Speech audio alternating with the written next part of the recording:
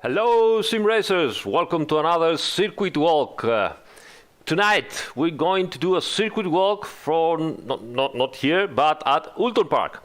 It has been voted into the brand new Discord community, which is growing day after day after day. It's amazing. We are already at 3,000 users in the Discord community. I have to say, and I have to congratulate everybody. The whole community is amazing. People, properly behaving, and we're having lots of fun. We have many idiotic moments. I have to say, we are very good at laughing. So if you guys, want to join the Discord community, which you can find the link always on the description of the video. So if you want to join the community, have a little bit of patience when you first arrive, because you're gonna see many people doing many stupid things, and me amongst them, obviously. But we do pay a lot of attention to new users, and we try to help as much as we can. All right, so nice. So how are you guys doing today? All good? As I said, everybody was voting. We did a small poll to see and decide which circuit from the BritishGT DLC we should do the first circuit walk, and people decided for Oulton Park. So we're gonna go to Oulton Park, and let's go right away. So here we are. Actually, let me first go in performance mode here, single player. And Oulton Park. Nice. All right. I'm gonna get the big Mercedes. It's not the Evo version, because obviously we were racing at 2019 on the BritishGT circuit, but it's still a very nice car. Ooh, this is so nice. Wonderful livery. All right. So Adam Christodoulou. That name tells me something. All right, so confirm. Okay, so let's see what's going on the chat first of all. Any video advice about how to properly set up a car for a race? Man, I have all the advice you need. All my advice and videos about how to set up the car is always for racing. You can find obviously the playlist on how to set up your car, and if you follow it, it has specific steps 1, 2, 3, so you can follow those, or you can come over to Discord. We have even a setup engineer bot, which seems to be quite a bit of a good thing for everybody. Seems to like it. All right, so how is it going? DLSS request, of course. Yes, drink more. I have to give CC.Driver, our trusty moderator, which is always present. I have to give him the actual list of Nightbot commands, because I do have commands for that too. Sorry about that, CC. I've completely forgot. Anyway. You have never used Discord, Damien. Well, you are missing to hundreds and hundreds of communities that have, they are organizing amazing races. So if you really care about sim racing and finding good servers with good races and good people, racing, you really need to install Discord and get in. And of course, on our channel, you will find all the information for all the communities that they are organizing server. All right, so as we said, Oulton Park, practice, Mercedes, let's go in.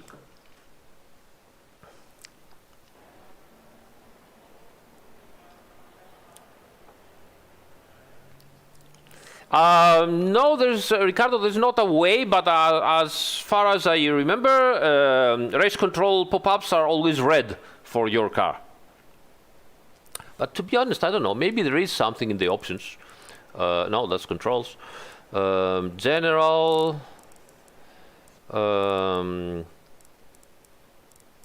Rating, pit markers. I don't remember, to be honest, but I'm pretty sure that it's red for your car.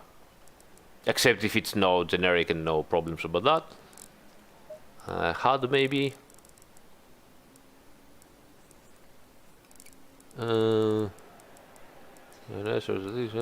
Center compliance, minimum message priority. this is also something that you can change here. So maybe this change, so if you go into options HUD, you see you can have the center comms panel disabled if you want to be, so if you want it to stay where it is on the right side, you put this in disable. If you want it centered, you put this into enable, and all the messages arrive into the center of your screen. And I believe that if you change the minimum message priority, you can see also over here in the explanations, the communications for the low, normal, high, and maximum. So if you change this to low, maybe you get only for your car. So have a go with that. Thank you so much, Martin. Thank you so much. Thank you so much. Yes, I'm Greek. I'm Greek from Athens too. So yeah, I came here in Italy back into 1991, actually. Thank you so much, everybody. Really cool, really cool. All right, so yeah, let's just put the aggressive setup, do a lap here, and you know, start the circuit walk. But first, we need to do a lap. Hello, 63-year-old sim racer. Angry, very, very angry V8, big capacity noises. And suspension noises. it's so bumpy.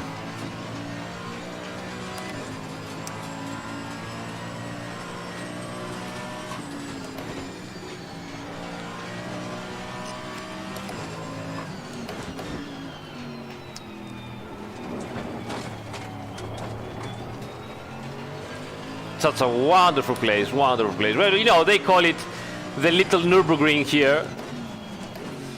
So, yeah. But to be honest, they also call Imola the little Nürburgring in Italy, so, yeah. There's no substitute, to be honest, but still good.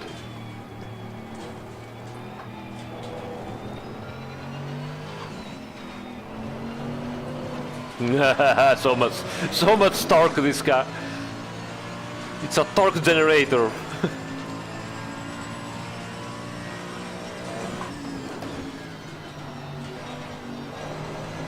Yeah.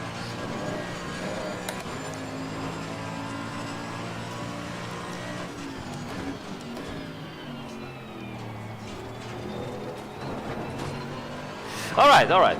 Here we are. Let's start our circuit walk.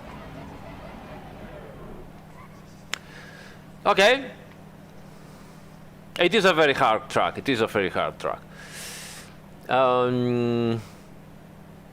Yes, it has quite a bit of travel, but it is also a little bit, you know, more stiff because of the anti-dive. So, but it is a good car here.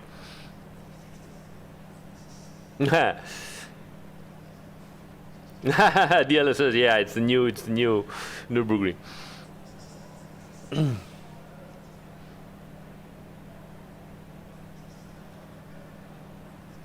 Marinko, I don't know, mate, because I also have some calls at work tomorrow. All cars have anti-dive suspension, but in the Mercedes is particularly, I mean, it's really is impressive how much anti-dive it has. A GT4 setup on the stream. Yeah, we could do that one day. It's more, you know, specific. All right, so Oulton Park circuit walk. Let's start. Starting for the start-finish line. We stay on the left. And here we have our first indications of where to start braking for the T1. All right, so. Let me first switch possibly to desktop webcam, which will also show you the mouse. I think it's better like that.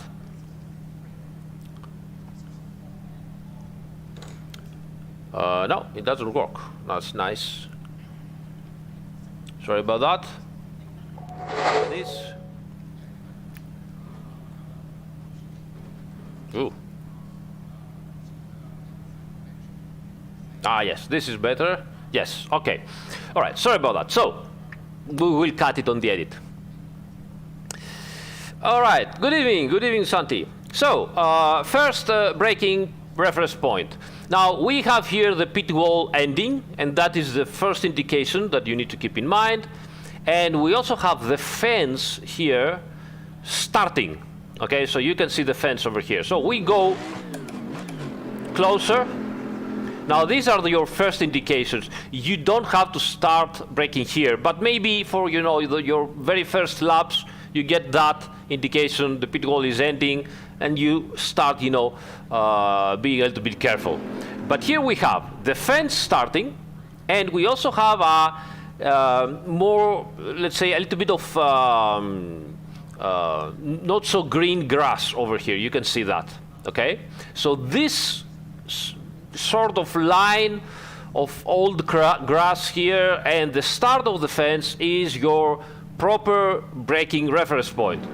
So you arrive over here, you can see it again, and you start braking here. You need to stay as wide as possible. You need to stay as wide as possible to the left. And while you are approaching this orange, but way before the orange, okay, at the end of the guardrail, but you need to start turning in way before the orange. So don't wait up there, but you need to turn in way before the orange. You also need to start getting into the turn because, as you can see, it's still undulating here, and it has some camber towards the inner side of the turn. So you have to get a little bit closer and possibly go over the curb over here. Don't overdo it. This is pretty much what is happening pretty much everywhere with those tracks. As you can see, the asphalt ends and you instantly have grass, which normally you could go over with your wheels. But as you know, and as you will see, there is a big gap always. Pretty much, whoops, sorry about that. I have started the key on this cursor, whatever program I'm using. So as you can see, there is always a very, very big gap between the end of the road or the curb and the grass, which means that every time, let me also stop this if I can. Give me a second, guys. So all right, so we don't need this, okay. That's good.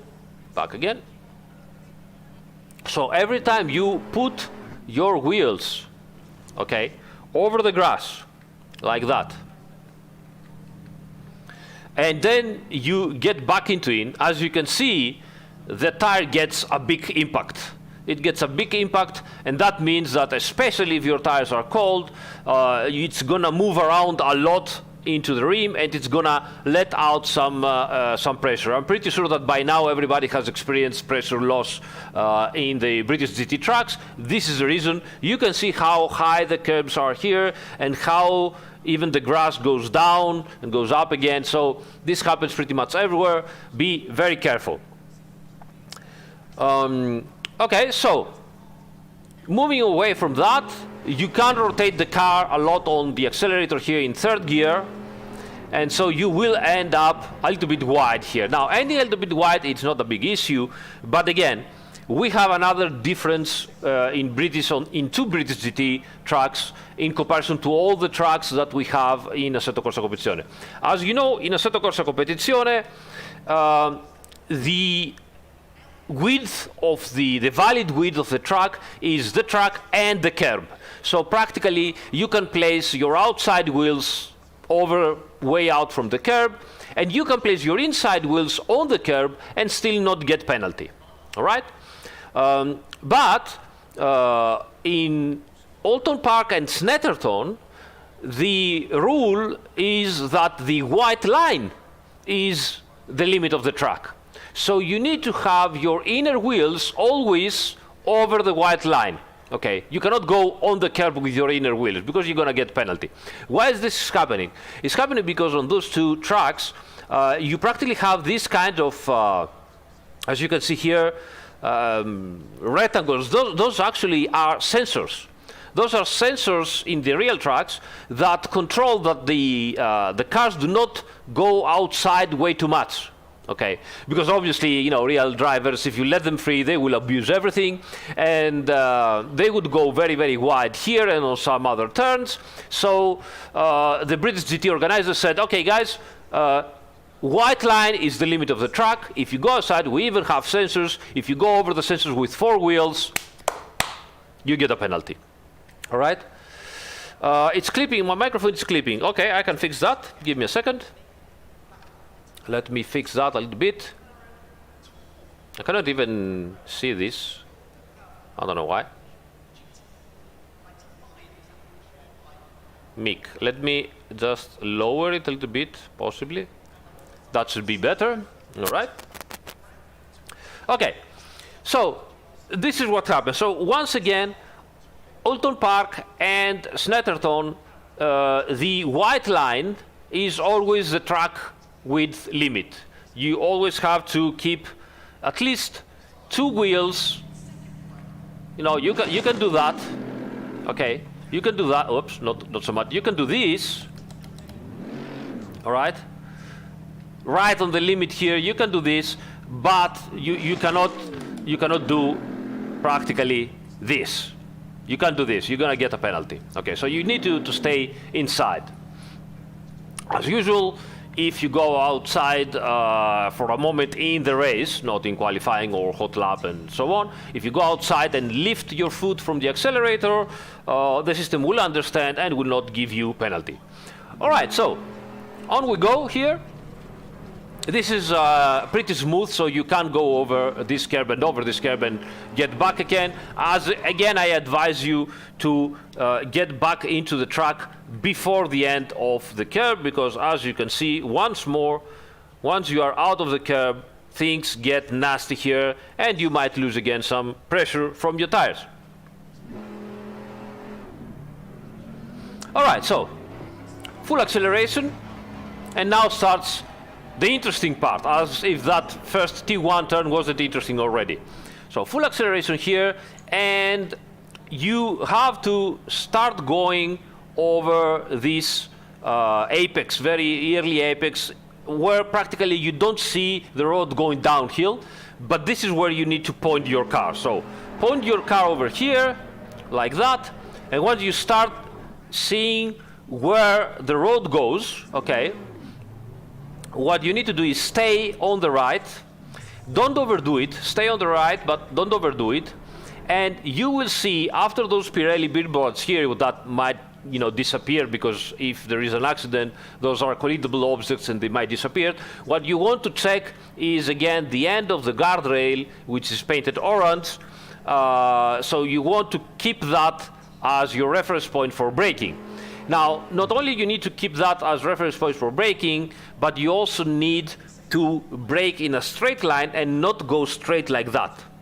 You don't want to go straight following the road, okay? You want to go a little bit diagonal towards a very early apex, towards this curb. So you want to brake and go already inside here towards this curb. I will explain you why.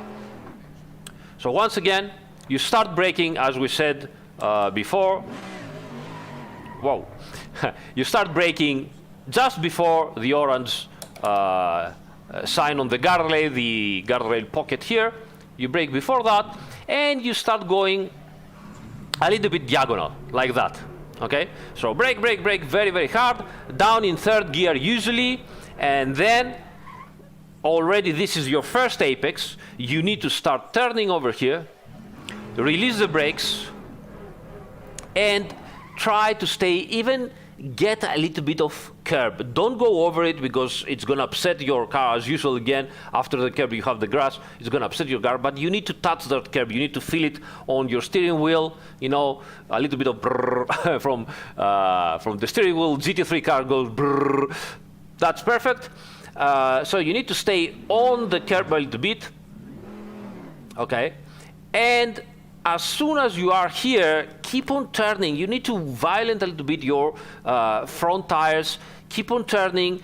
staying over here will incredibly help your car maintain the trajectory. It's a very strange turn, actually. As you can see, from the inside, it seems that you are going completely off camber, right? But if you go outside and have a look at the turn, you can see how the asphalt is all camber towards the turn here, and if you go outside, it starts going negative camber towards the outside. So you really don't want to even come close to the center of the road. If you are in the center of the road here, it's over for you. So stay as close as possible in here. You can see already the roll of the car, all right? And that will help you keep your car inside, and not only that, but you will be able to accelerate much, much sooner. Keep your foot down on the accelerator, full throttle, and miraculously enough, the car will stay here.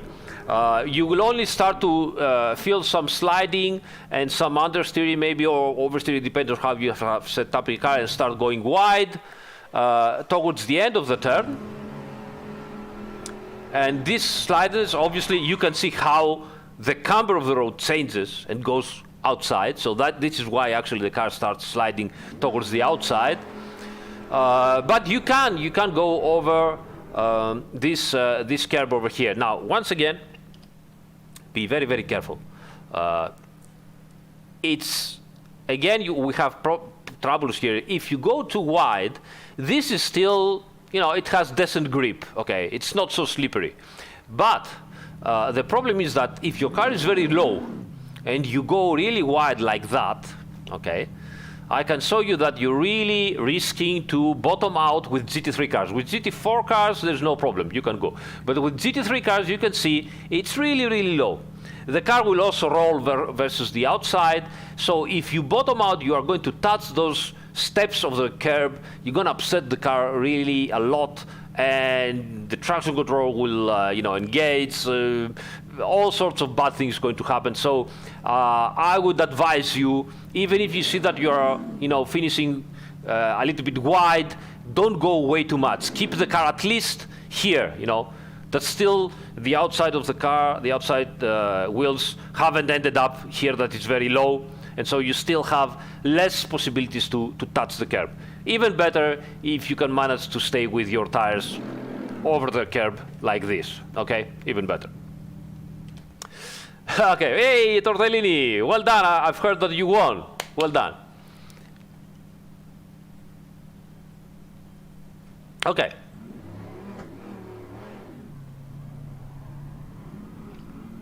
So, full acceleration again. Stay right as you can, and prepare. We are arriving this high-speed bend at very high speed, 5th gear usually. So depending on the car, you might need to brake a little bit and engage 4th gear, or on some cars you might stay at 5th gear. It depends. Okay, but usually, I'll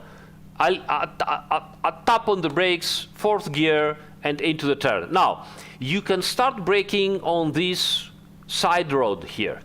Okay, this is your first braking reference until you know what to do with the turn. Okay, it's a very tricky turn. As you get better and better, you're gonna start braking just before the start of the second side road. So, first braking reference point when you're still learning car and track is this side road. It's also in not asphalt, I think. So you start braking as soon as you go over here. Start braking here. You get better and better and better. You start braking somewhere around here, just before the asphalt side road, okay? Now what do you need to do? Downshift, a little bit of brakes, and you need to try to rotate the car, go into the turn. Once again, you have lots of camber, you see, so go into the turn. Again, optimum situation, get your inner tires over that curb. Don't overdo it, don't go over the curb. Just touch the curb and that's it. And you need to wait a little bit initially, okay?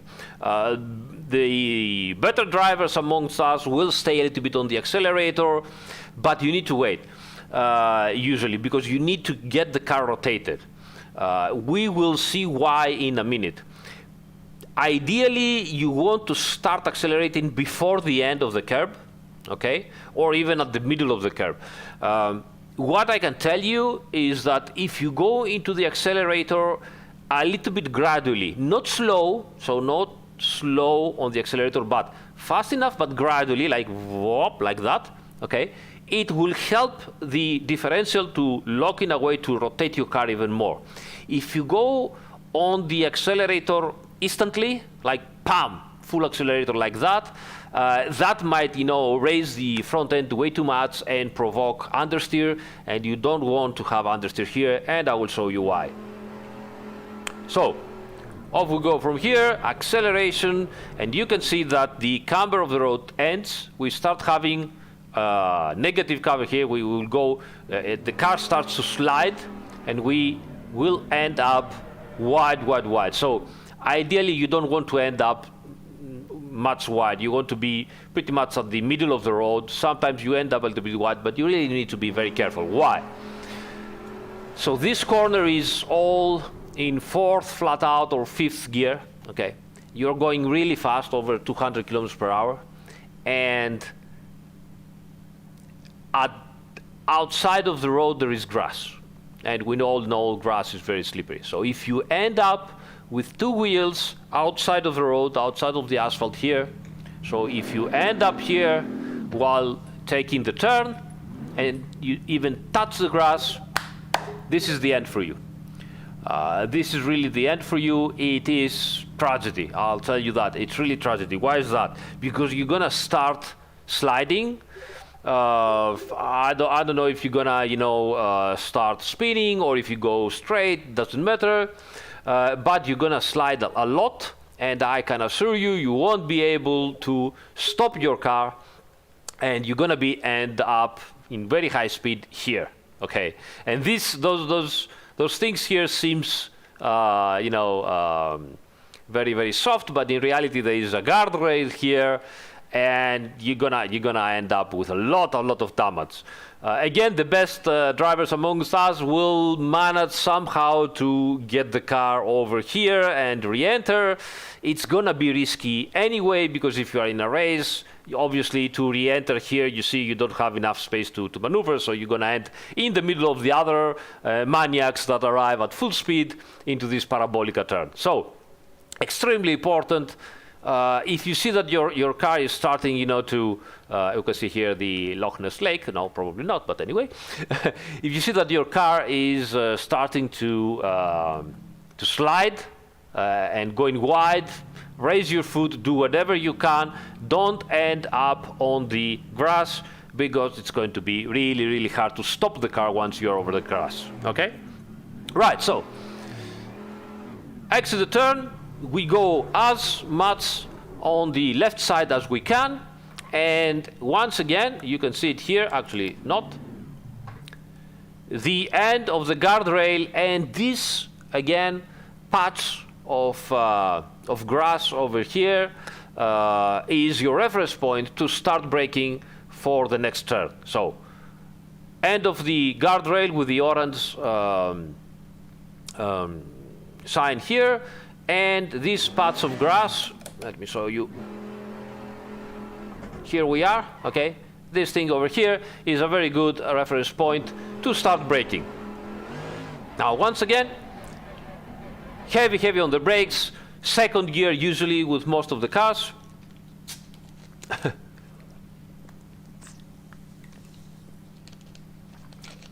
And we go in for a very, very early apex. So in you go, very early apex here, as soon as possible, and then you will possibly end up a little bit wide, not too much, don't overdo it, because as you can see there is lots of marbles, tire marbles and pieces at the outside, so you don't want to go there and start sliding, just a little bit, and you need to start going inside again once you see this, I don't remember the name actually, how you call them in English, honestly, if someone in the chat can help me. So this is your reference point to start going in again, and once you are almost over it, crane, right? It's crane, I think. Once you're over the crane here, this is the moment to start accelerate. you're gonna feel a lot of grip here, and there is a lot of yes, John Smith, great, crane. So you're gonna feel a lot of grip here, and there is a lot of, you're gonna be trying to accelerate sooner. Be careful, because if you accelerate sooner towards the end of this very banked turn, you will see that the banking starts to be less and less. So if you bring too much speed over the end of the turn, you will start to go very, very wide. And once more, if you go very wide over here and you put your tires outside of the curb, you can see again the grass. It's a big step. Again, disaster. So don't do that.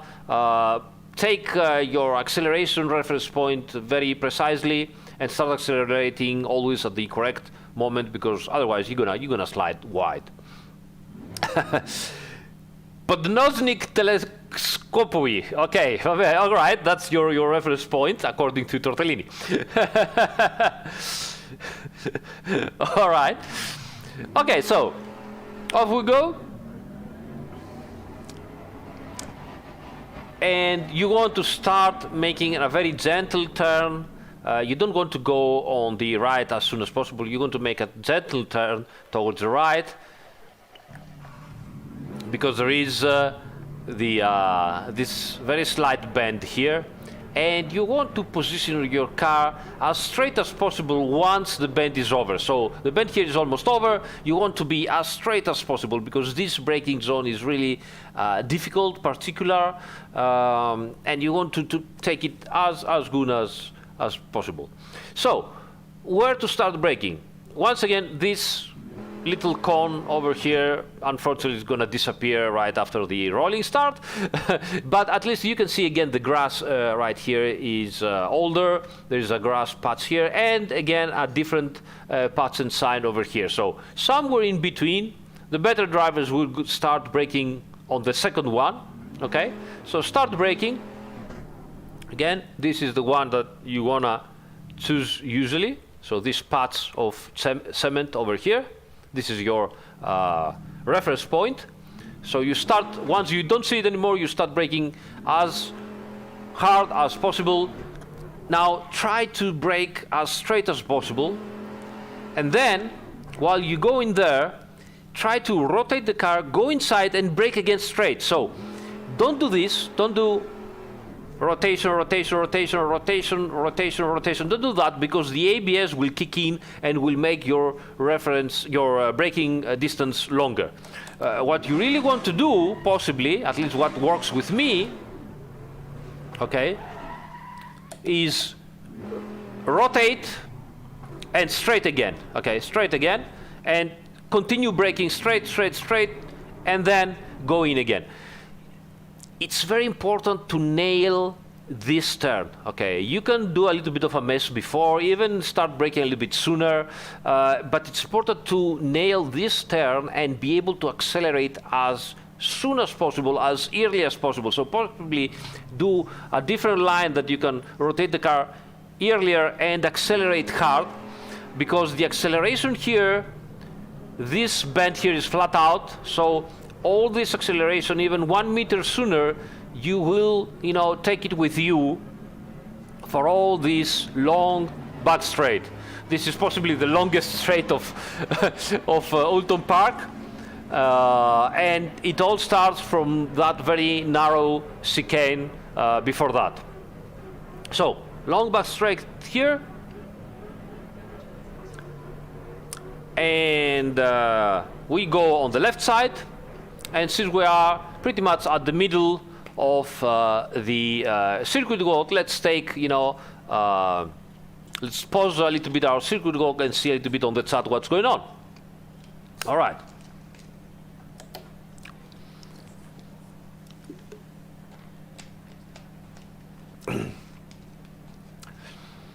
Tire stack's going to be given some weight.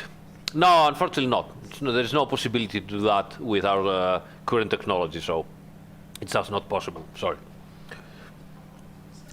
What gear would be for that chicane? First gear.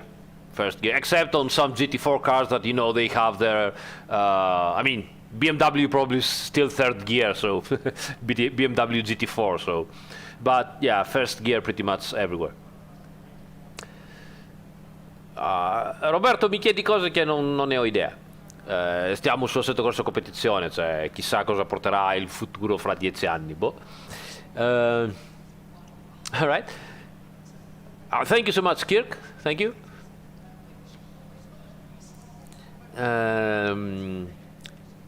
Welcome D1P89 and welcome Jose Cabria, right? Yeah. And also Jakub Petrovski. Sorry if I butchered your names, guys. Yeah, we should create a walking driver, yeah. How much of an effect do the marbles have in game? Well, the marbles, if you go outside the marbles, over here like that, okay, the more you go over them, the more they accumulate on your tires, okay? You need to go a lot to have them accumulate on the guys. And if you accumulate lots of marbles, you're gonna start having a little bit of vibration on the tires, and obviously a little bit less grip. But in specific situations, so for example, if it starts raining and you're still on slick tires, you can go on the marbles will accumulate over the tires, and this situation might help you to pull out the water. So it's like giving the slick tires a little bit of tread, you know, like if there were slightly intermediate tires, let's say. So they might help you a little bit with aquaplaning. It's minimal, but might help you a tiny little bit. Again, to accumulate marbles, you need to, you know, to properly feel the big problems. You need to do at least 2 or 3 laps on the marbles of every straight. So you go on the straight for 1 lap over the marbles, 2nd lap over the marbles, 3rd lap over the marbles, and you start feeling something. All right. What am I eating? You mean tortellini? Sorry. Thank you, Filippo. Thank you. So nice words.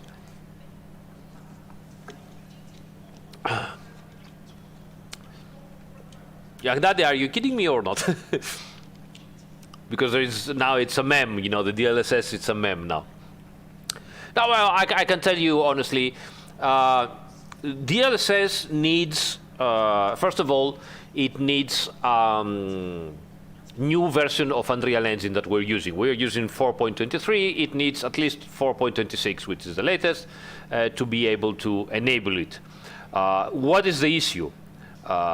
We have a lot of custom code on the graphics engine of Unreal Engine, which permits us to support things like VR, most importantly, triple screen, the KT anti-alias, which eliminates most of the ghosting. All that custom work, if we switch version, it's going to be broken again. We know.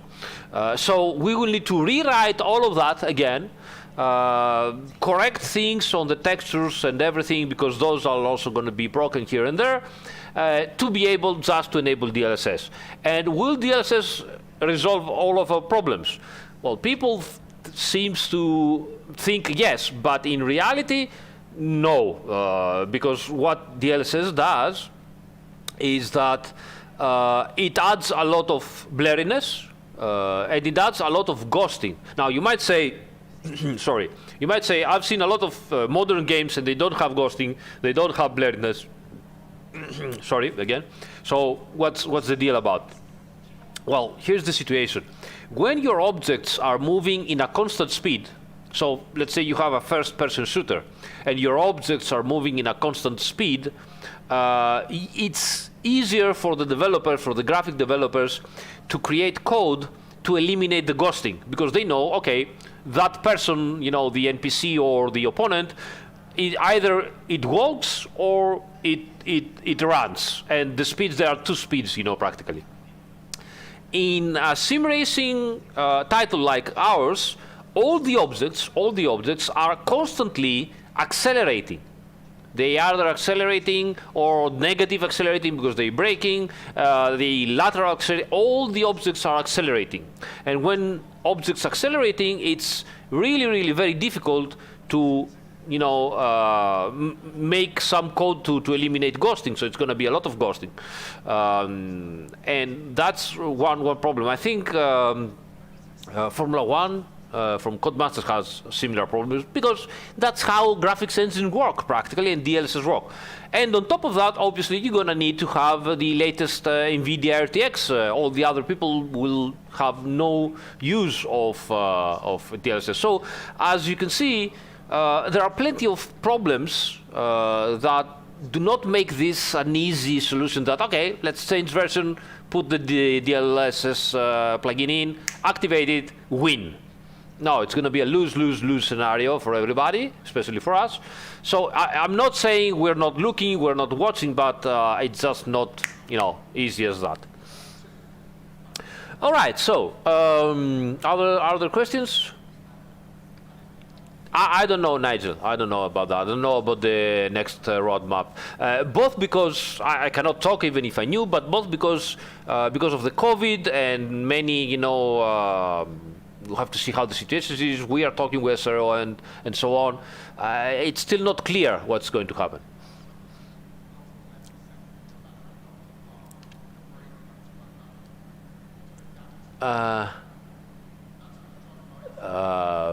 Jumping pit, what's that? I don't know.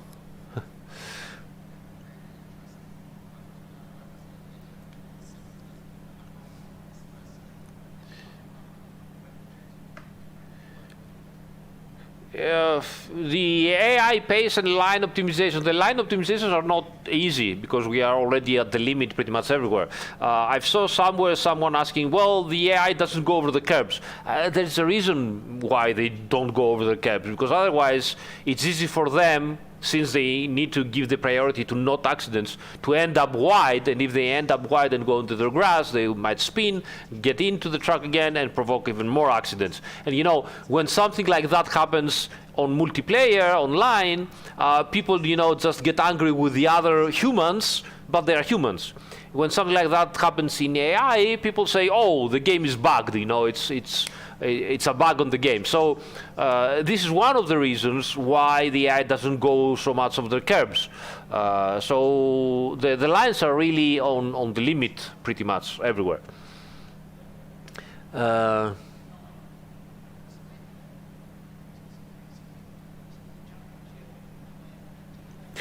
All the GT3 cars are, by rules, VEVB asks what tire temperatures the tires are in the setup screen when we put the setup pressures. All the GT3 cars, by rules, they are permitted to use tire heaters. They are practically boxes, heated boxes where they put the tires in. They cannot use blankets. They put the tires in those heaters, and they heat the tires up to 70 degrees Celsius. 70 degrees Celsius, and on that temperatures we also put the pressures. GT4 tires, on the other hand, and wet tires, they are not permitted to go into the heaters. So GT4 tires start all of them by 25 degrees Celsius. And that's why we put the pressure so much lower where we are in the setup, because when they go out and go up again, when they are hot at 80, 90 degrees, the pressures go way too much higher.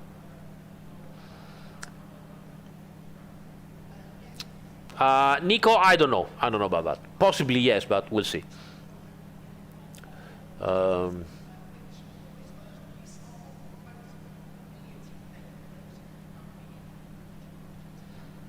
Aculex, you have to make sure that in the MFD over here, okay, when you have a penalty, you're gonna see there is an option which says, you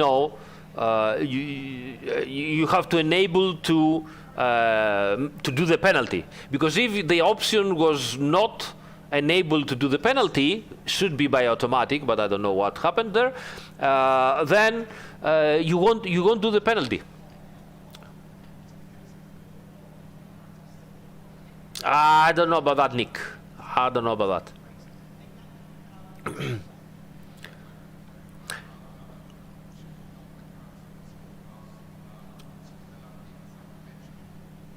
No, Lucky Luke, no. We're not going to have manicures. At least for now, there is no plan for that. Yeah, serve penalty options. Thank you so much, Baba Ginus. My favorite track. I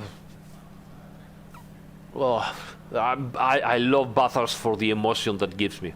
Bathurst early in the morning, it's an experience. You know, it's a Zen experience that everybody should do. I love Oulton Park, Branch Hatch, and Donington. I love Kyalami for the racing. Really cool stuff. What else? I wanted to like Suzuka, but in the end, it's nice, it's great, I understand, but it just doesn't click for me. RDZ, yes.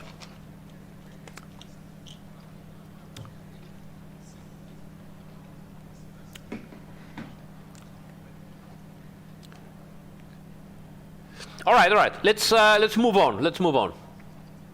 So let's continue with the circuit walk. So we are arriving high speed on this back straight, and we need to brake really hard for the next chicane. So where is our reference braking point? Reference braking point is this guy over here. The Marshall post over here is our reference point. It's really hard to understand and to see, so many people will use, you know, the tire marks that become more, as I say, more evident over here. But don't use tire marks ever, because if the track is green or if it starts to rain, you will lose your reference point. So reference point for braking is the Marshall post. As soon as you are close to the Marshall post, even a little bit before that, start braking. The better you get, the later you can start braking. But this is the Marshall post here is your reference braking point. Straight braking, really hard. Now, turning in for this turn. Usually you arrive very fast, you're hard on the brakes, and you start turning in and you feel understeer. Release the brakes. I won't stop telling you this.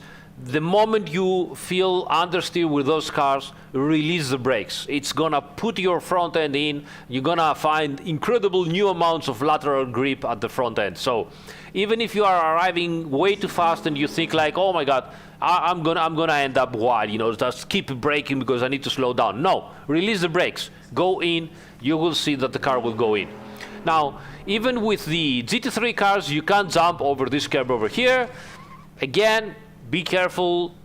If your tire pressures are low, you're gonna lose even more tire pressure over there. So again, be careful. First gear usually, some may use second gear here. Right on the other side here, you will see that the tire wall over here will be, you know, flown away and disappear right after the rolling start. Once again, some people here cut. I would say don't cut, or at least be careful. Again, the step here is really big. It might, you know, make your car not behave properly. You might lose pressure and so on. So I would say go over the curb. Don't cut. Try at least not to cut. Sometimes it's inevitable, but try not to cut. Okay. Acceleration in second gear here, and this orange spot again on the tire wall is your reference point to start braking. The better you get, the farther you will go ahead, but usually you will find yourself somewhere around here. At your first laps, start braking here, because it's very easy. Sorry, today I can't breathe properly.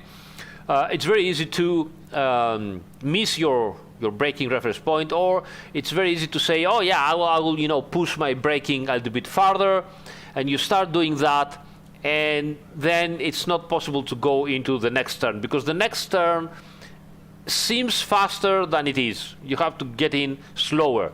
All right, I'll explain you why right away. So again, orange end of tire hole here, start braking. The better you get, you can go a little bit farther, but don't overdo it. I started trying to brake into these grass spots over here again, but it was too late. So, you know, be a little bit conservative. Why? Because once more, as I said, this turn over here is slower than it seems.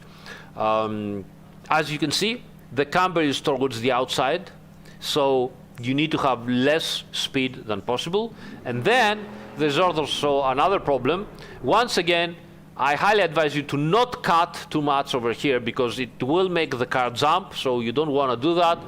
I would advise you, perfect thing is just to touch the curb and go away. And then it's very, very easy. You can see how much camber there is towards the outside of the road. Let me show you how much camber towards the outside is over here. You can see the inside is much higher than the outside of the road. Again, here, look at that. So this road really tries to throw you out, you know, and completely lose control of the car. So going over here, you really don't want to go over the curb and into the grass. Why is that? I'll show you right away. It is extremely high step over here. It is very, very easy. Even if there is this protection here, it's very easy to touch the ground with your diffuser, with your under tray, with everything. I mean, look at this. Let's go over here. See, it goes even lower, and you can see the situation here is terrible. I mean, I'm touching already. Okay, look. The car is touching already. Okay? So you can imagine that if I'm touching already here, like this, okay, and I'm stopped, you can imagine what happens if you are also leaning towards the outside, so the car is even more lower on that part. If you ever try, I mean, just try it. You know, just go wide in one of your laps and try it. You will see the whole car touching ground, jumping in the air. It's terrible. So really, you don't want to go over and outside the road here. Just at maximum stay. Look at, oh, listen to that. Incredible. Just stay over the curb with both your outside wheels. Okay? Now, the best thing that you're going to do is follow the road. Once you're going outside from this turn, the road will just, you know, spit you out towards the right hand of the road. And go to the right side. Go to the right side over here, like that, because it will be helpful to better approach this, you know, slight bend, which is obviously flat out, but you have no visibility where the road goes. So what you need to do, over here is, okay, here we have this cone. Again, it won't be here after a couple of laps, but we also have this side road, okay? And after that, you can see that kink that the asphalt does. So once you go over this side road here and you are almost at the side kink, just start pointing your car over here, okay? Start pointing your car towards the left side. This will make your car already starting to rotate. You see, minimal steering wheel rotation, and I'm already on the left side. And once you are on the crest, and even if you cannot see the road, you are following the road on the crest, keep turning as you are. So don't go more, don't go less, just keep turning, just stay in the same rotation, and you will see that if you keep turning as we were before, everything will be fine, over the crest, flat out, no problems. Once again, go to the outside, okay, and again, side road, just exactly as before, side road over here. Once you are over here on the side road, minimal steering rotation and input, and go to the crest once more and point to the crest.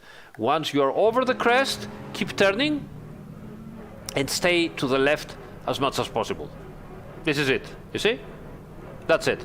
Now, over here, you need to find out where, again, the grass patch is with a different color. I will show you over here. Here it is. It's really not very visible, but once you have done, you know, a couple of laps, 5 laps, it's going to be easier to find out. This over here is your braking reference point. I know it's not much, but this is your reference point for braking for the next turn. So, once more. This is it. Okay. Once you're here, you will see it. You will see it if you know where to look at. Even right now that it is under, you know, the shadow of the trees, you will still be able to find out where it is. So you will see it. Hard on the brakes, staying as left as possible. Third gear in, and very early apex. Early apex because, again, once more, this is a double bend, and we have lots of camber from the mid of the road towards the apex.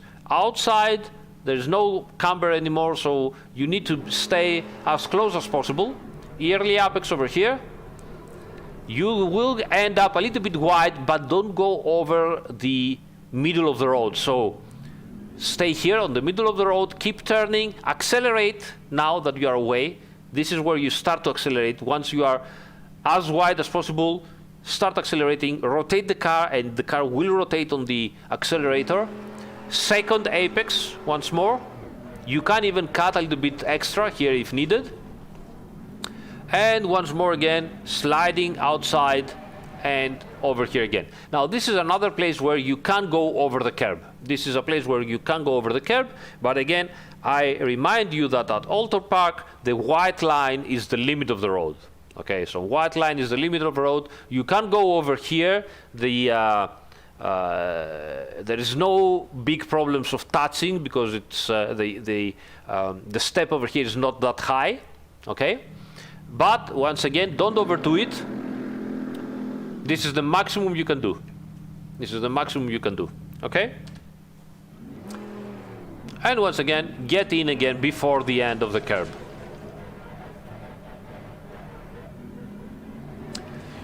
We're staying on the left side of the road. Wonderful, wonderful piece of 3D over here. Let me show you. The monument. It's really, really very nice. Look at this. This monument is really wonderful. Look at this. Marvelous.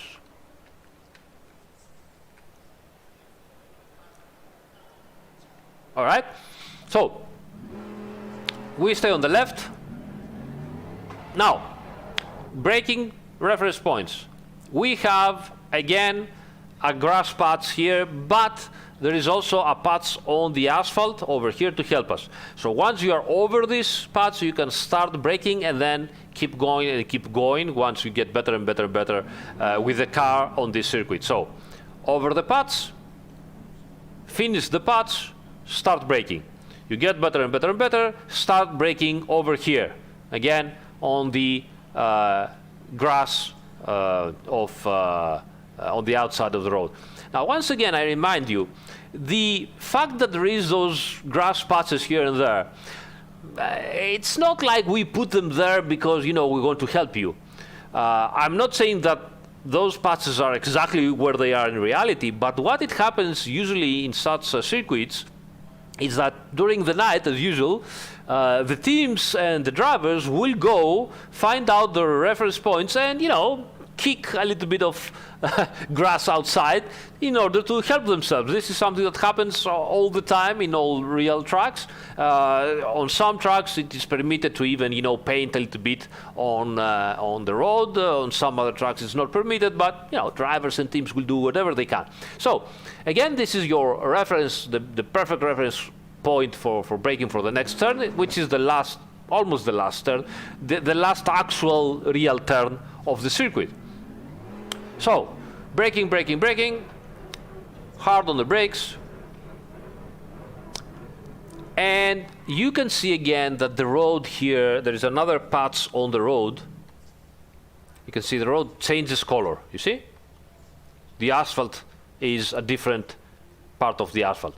So this is your reference point where you want to start rotating and turning into the turn. So you need to go a little bit wide here like that and then start rotating. And you need to watch this side road. Okay, this side road should be your apex. This is where ideally you want to put your front right tire over that, a little bit over that asphalt patch, okay? So you start rotating, and ideally you want to be just over here like that. Now once you're over here and you go over the crest, one of the wrong things that I was doing, that I was going over the curb, I had the impression that, okay, the turn is over, so I would start to unwind my steering wheel. And that's a problem. That's a wrong thing to do. Don't do this. You are over the curb. Keep on rotating as you are. Okay. The car, because you're going over the crest, will understeer. So even if you're rotating, the car will understeer towards the outside. And once you finally go over the crest and you see the road again, this is the moment to start unwinding your steering wheel. Okay. So keep on doing that. And this is the moment to start unwinding. You can go a little bit on the outside here. Once again, be careful. You will not going to touch with the under tray here, but I do remind you once more that at Oulton Park and Snetterton, the white line is the limit of the track. Back into the road. And we're almost done. This is not a difficult corner, but it is again without any visibility at all. It goes over the crest. So keep your eyes on the white line. Follow the white line, not the white rabbit here, but follow the white line and keep on turning even when you go over the crest. Once more, keep on turning like this. You will end up pretty much in the middle of the road, and that's fine. That's perfect. So this is it. And this practically concludes a lap at Oulton Park. An amazing track, amazing track. Okay, very, very difficult, surprisingly fun even with GT3 cars. Most of the people thought that, oh, that's a track, you know, for GT4 cars, but I find it surprisingly fun also with GT3 cars. Let's have a look on the chat and see if you guys have any questions that I might be able to answer.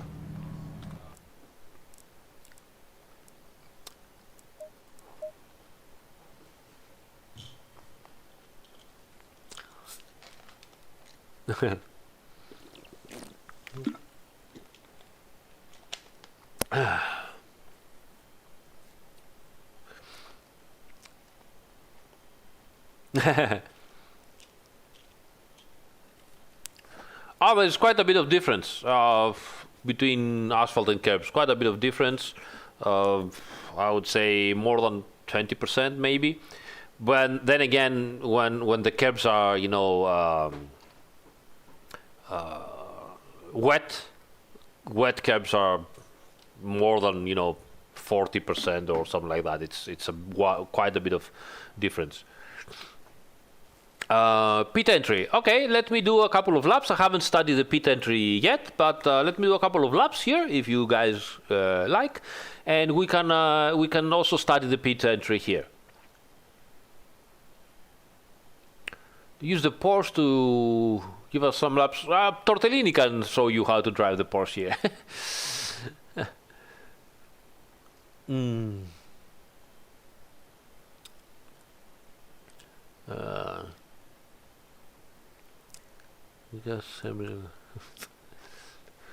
You guys have inundated the chat with requests, wish lists, and future news, and you all know that by now that I don't reply to any of those. So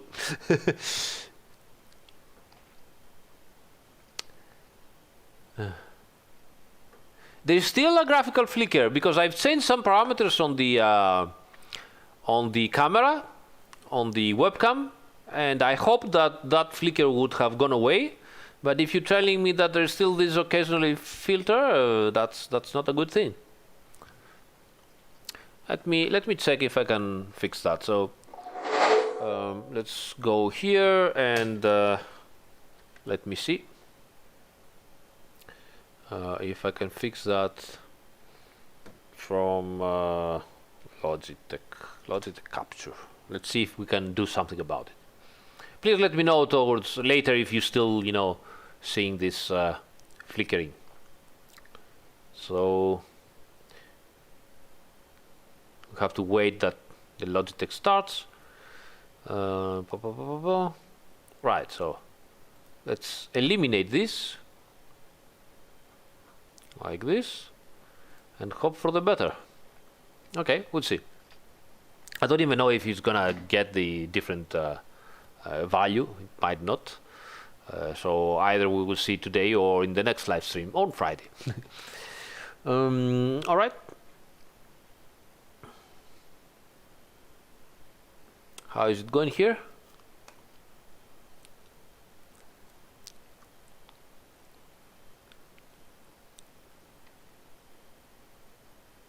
He's an heretic. Do tires get better in dry when they are worn out and threads gone? No, not really. Not really. Well, obviously it's different. The tires, the Formula One tires are completely different than those. They are overheating so much. So I've learned Italian like 1 year before coming in Italy. I was studying specifically Italian to be able to get into the university here, but honestly, I couldn't say that I knew Italian. I learned Italian, years after years of staying here and talking, as usual, with foreign languages. I don't find Italian difficult. The grammar is a little bit difficult, but if you're coming from Greece, that it's even more difficult. Everything is easier. I think only Polish probably is harder than Greek, and of course some Asian languages. But other than that, in Europe, I guess Polish and Greek are one of the most difficult grammar to learn. So, all right. Of track, grass, roughness, and grip. No, not really. Of track, grass, roughness, it's not really, except some, very specific situations. Typically, it's the same. Finish, from what I know, it's difficult because it's completely different, but it's not as hard, from what I've heard. I have no idea, as Polish.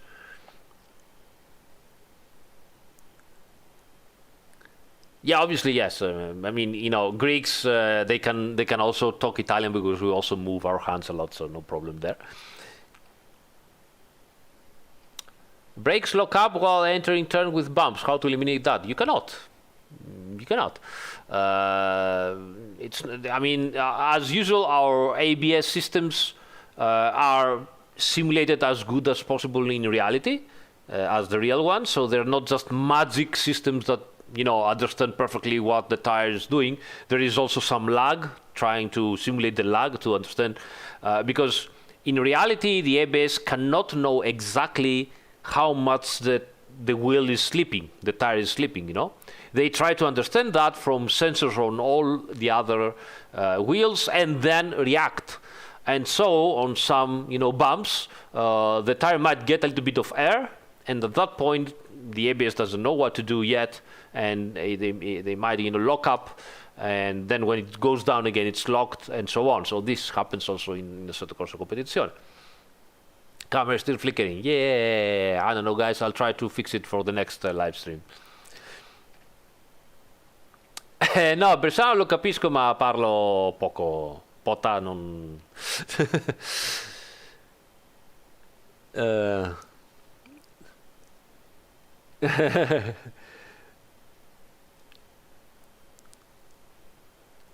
Why does it look like? Why the track map looks like lamb chops? I don't know.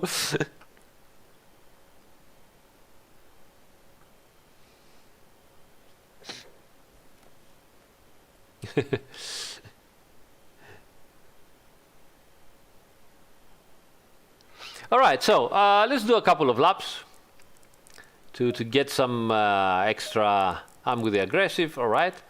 Couple of laps to get some speed here.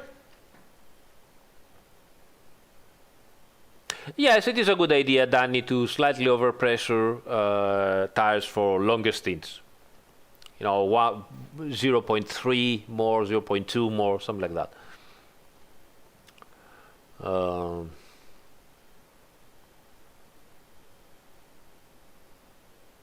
Yeah, they're very nice races, absolutely. No, doesn't really help against tire wear, no.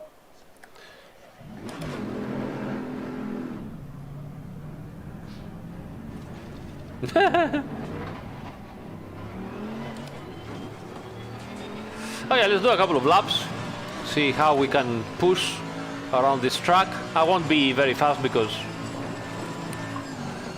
obviously I'm not practicing for anything, but you know, just a couple of laps, put the pressures up in correct values. Oh, no, I was in fourth gear here. Early apex, as we said, head a bit wide and into the accelerator. And there we go. Now again, have a look at this. Oh, very, very bad. You see, I needed to turn better because I didn't do the correct trajectory and my braking distance went longer. It's also cold tires and brakes and everything, so. You see how easy it is to go wide here.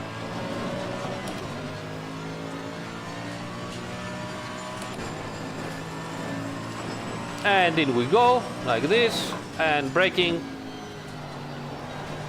acceleration, go too wide, ooh, and I've lost all the pressure. Don't do that. You see, if you, I unwinded my steering wheel and ended up wide.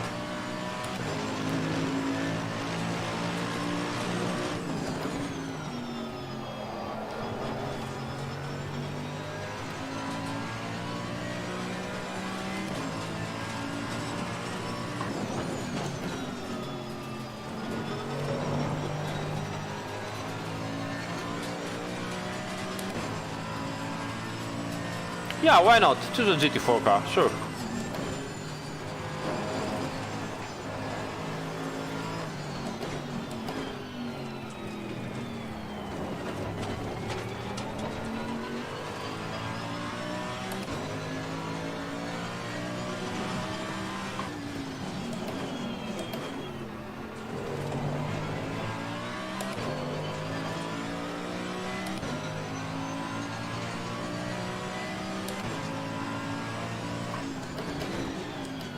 Hitting the chat again, way too much.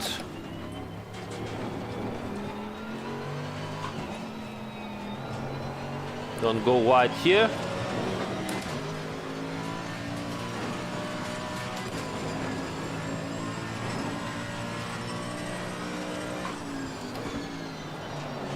Oh, too much rotation, Dorito. Wah! Ah, slap tank. That was not good. But let's try, since we are here, let's try the pit entry. If the car is not so broken. Okay, let's have a go at the pit entry. So brake.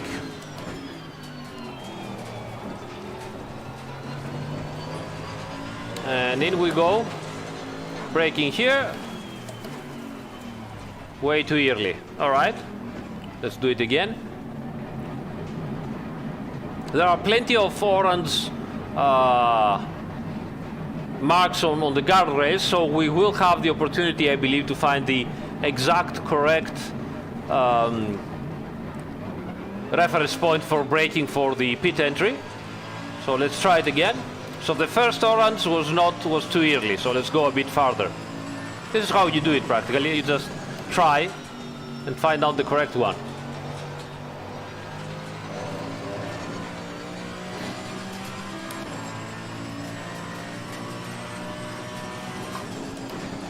Oh, I'm looking at the chat way too much.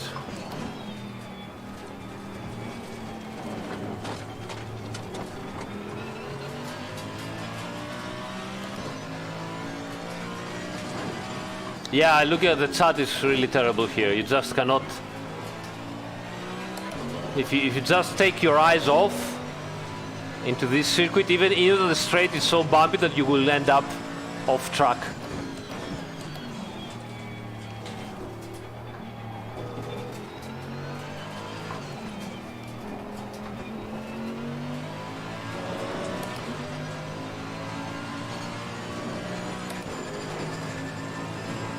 Yeah, I just cannot read the chat without risking my life here, you know.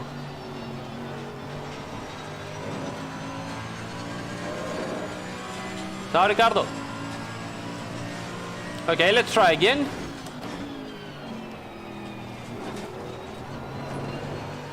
In we go. Not the first one. Whoa, that was scary. Maybe we can try. So for the if we start braking at the second one, we can do it. Maybe we can try even on the third one, but it's going to be really, really tough.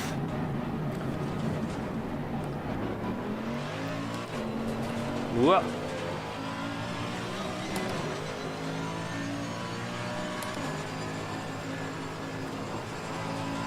Well, I cannot read the chat. It's impossible.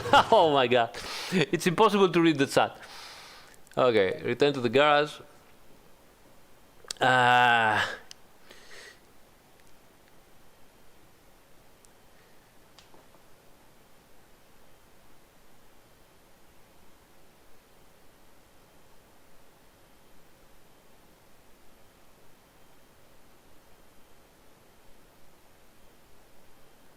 Oh, the DAS are specifically made as the real car, so.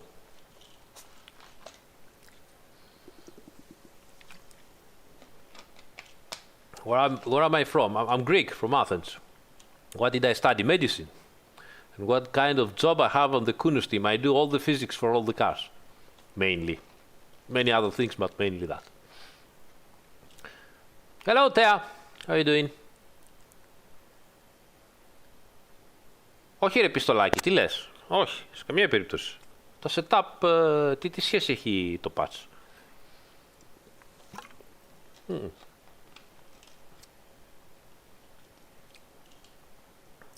Hi Flens, take care.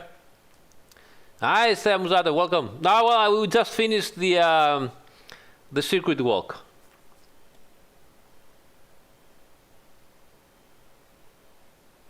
Bobby, obviously not. I mean, usually yes, but you know, some cars are different, so.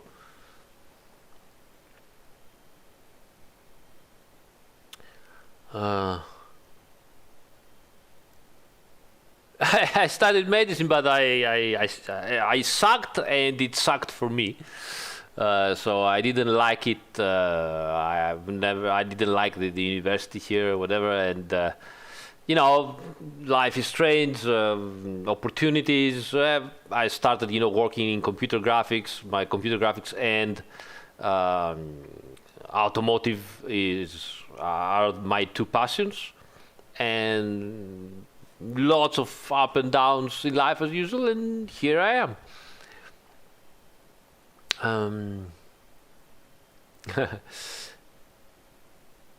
Yes, we have car data from the real cars, absolutely.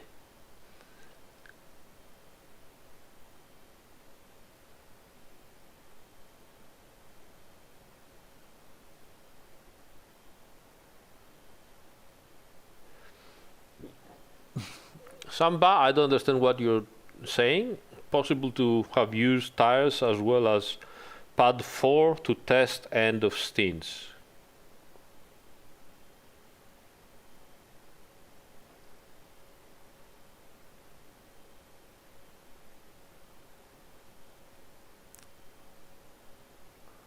Poly budget is as high as we can get, obviously, but you need to keep in mind that we want to show many cars on the road. You probably know that by now we have the possibility to showing, you know, over 100 clients in servers that they can support it.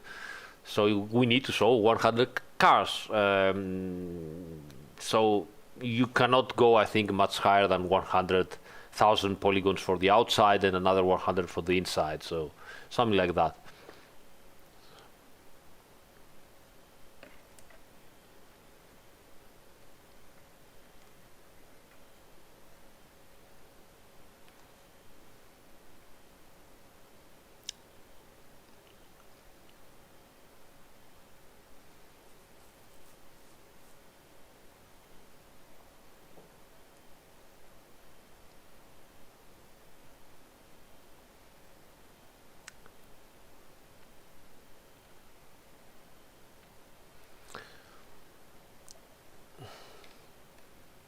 We don't use NVIDIA physics because it's not accurate enough for what we need to use. We use ODE as basic physics engine underneath for collisions and such, and for the rigid body systems.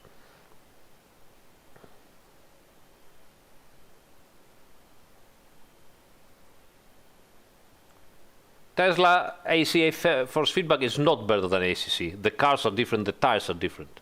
We don't make different force feedback. We just make the physics as good as possible, and those physics create this kind of force feedback.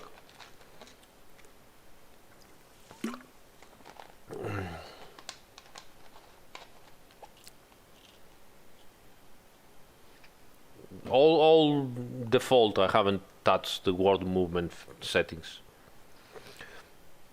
Okay, so let's try one more time the pit entry.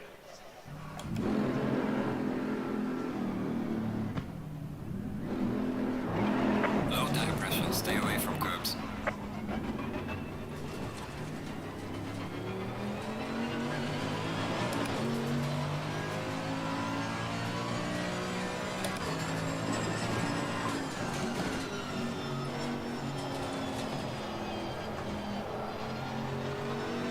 No, it's not your depression. It's, you know, a simulator is something that tries to simulate reality. If we have more data for reality and those data bring this result, that's what we do. In Assetto Corsa, for example, if you enable understeer effect, this is completely fake and it shouldn't be there. For Assetto Corsa Competizione, we choose to not go through that road and said, no, you know what? If the tire doesn't give you information for that, we won't make that fake thing. That's it. So simulation is not only to make things more fun to drive, you know? Simulation is simulate the reality. So if something is not so, or it, asks from you to adapt and find different things of feedback to understand, that's what you have to do.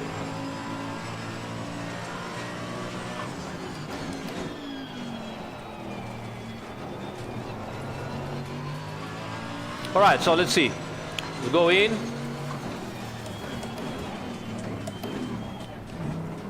All right, so that's the limit for me. Let's go into the replay and find out what we did practically. All right, this is it.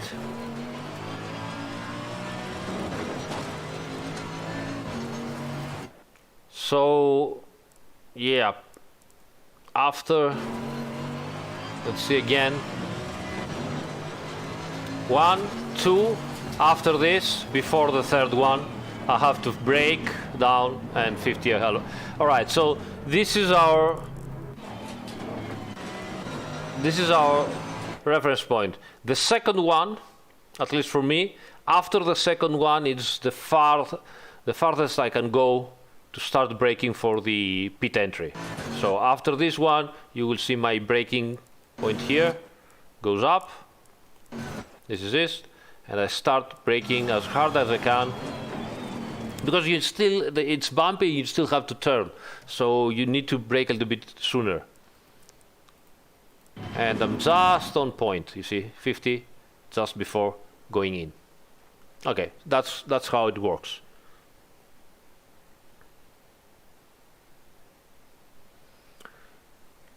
All right, so this is it for for Oulton Park.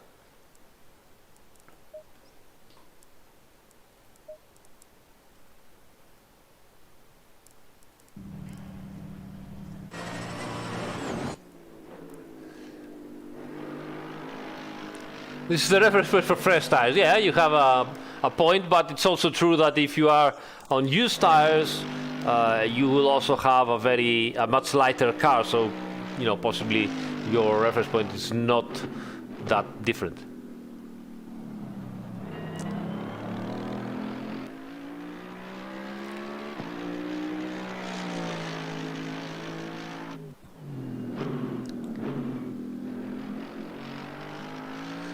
All right.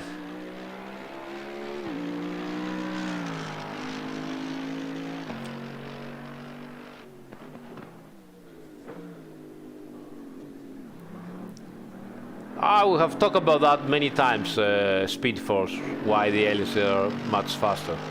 Because they are just a tiny bit faster than you. That's why they're much faster, by all of us. They are just a tiny bit faster than us. The problem is that they are a tiny bit faster in every braking point, in every apex, in every exit. And when I say tiny, I really mean it. I mean, they are just, you know, 2 kilometers faster, 1 kilometer faster, 10 centimeters more to the apex than us, and so on. And that's why it is so hard, because if you do this, for all the turns of a circuit, which are, you know, 10 turns on a circuit, there you have, and they gain like 1/10 of a second in every turn, then you have 1 second faster than you. That's what it is.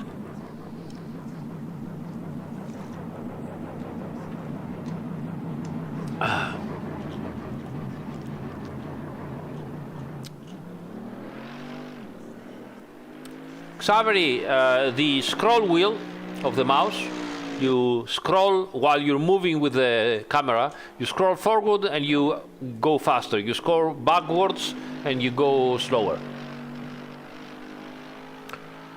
The Mercedes is easier over the curbs. Well, not always. Not always. I mean, it's not Bentley.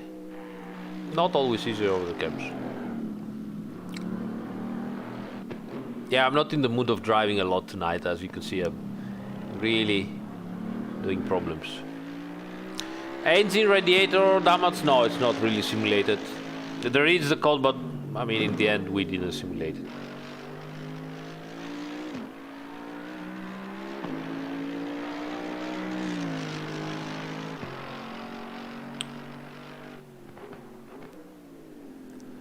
No, AA Kappa, that's another myth. Aliens don't, I mean, believe me. Yes, they will try to gain speed from everything, but that's not the difference. They're just faster.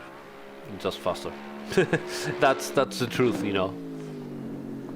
Sometimes they do things because they believe they're going to be faster, but they're just faster. You can put them also in with full graphics and they will still be faster. So.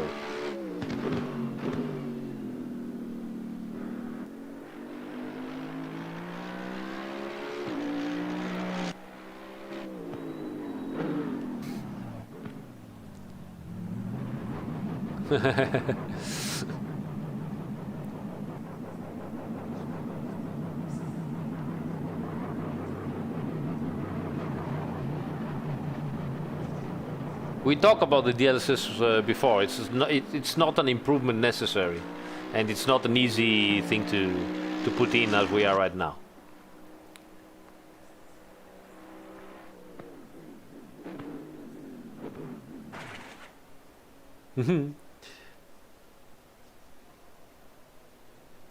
What would I do to GT3 cars to make them more exciting?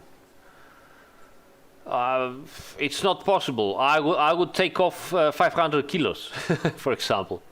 But it's not possible because not all cars would be able to go down by 500 kilos. Καλησπέρα, Δρακάτε.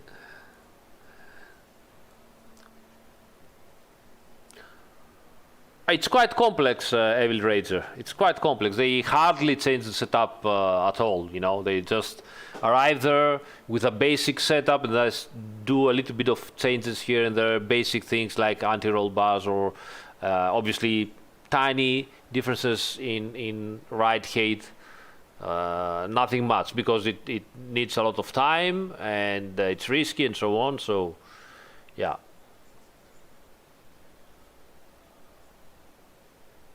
Καλησπέρα Γιάννη.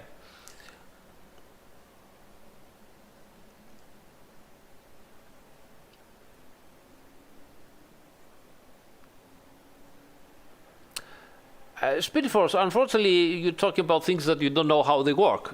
It's not like you bring a new engine and you just put it in and everything works. It's gonna break everything, and we will need to redo the game from scratch. So it's not like that. That's unfortunately something that most of people, you know, think that, oh, new version of whatever, just put it in. Yes, and nothing will work afterwards. So.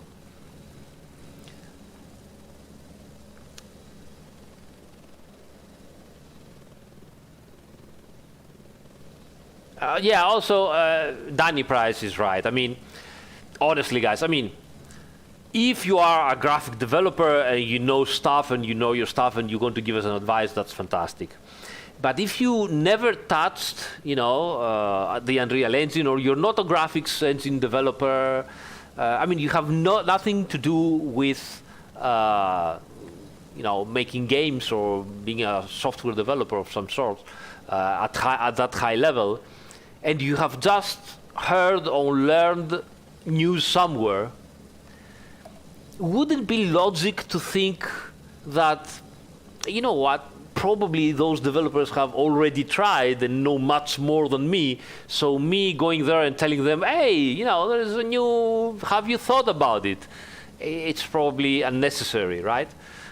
It doesn't make much sense. I mean, you can be pretty much assured that anything new, the first thing we do, it's our job. You know, that's why they pay us.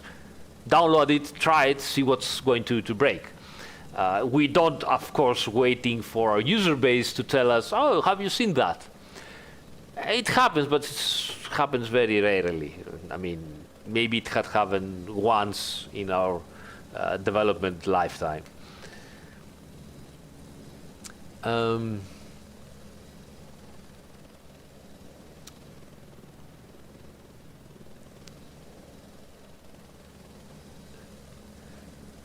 No, even Jensen doesn't say it just works. It just works in terms of how a future work, but he didn't say, yes, take it from your old, you know, project, go in, and it just works. Obviously, he would never. They pick their words very, very carefully, and rightfully so. I mean.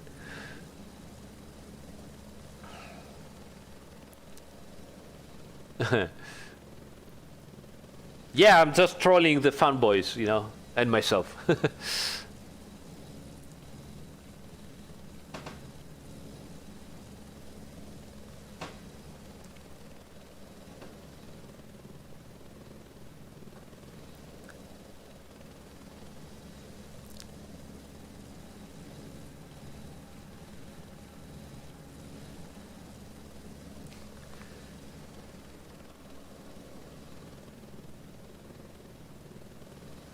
Yeah, you could model a plane. Yeah, I don't think it's a big problem to model a plane. It would be a little bit harder to make the moving parts of the plane, you know, probably react, because we don't have code for the moving parts. But with some, you know, workarounds using the active aero, you could probably make it work.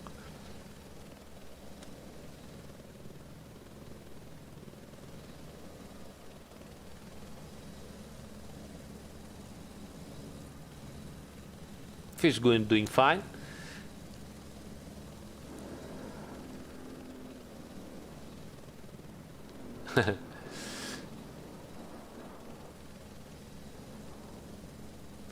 No worries. Sorry, I'm not doing much. Maybe I can show you a little bit about how to find out how to change gears and at what RPM, because a couple of guys were asking in the Discord server, how do you change gears and how do you understand the RPM? And this is something effectively that Mote can help you about that.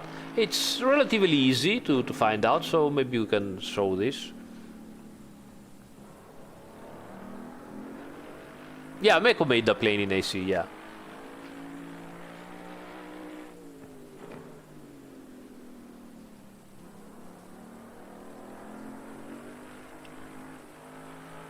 Right, so let's go.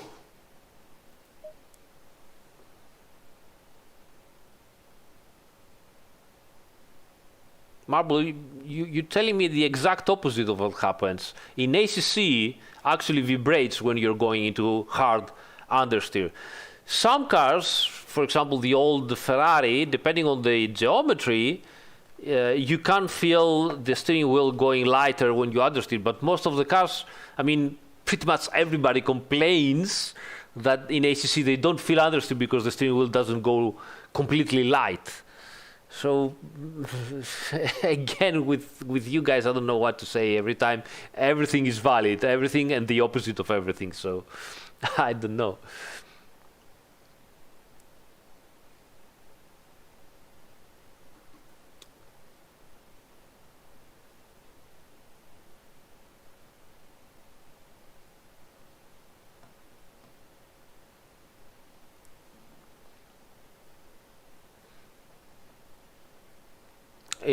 Mancunia, right? The AI already does mistakes, especially if it starts raining.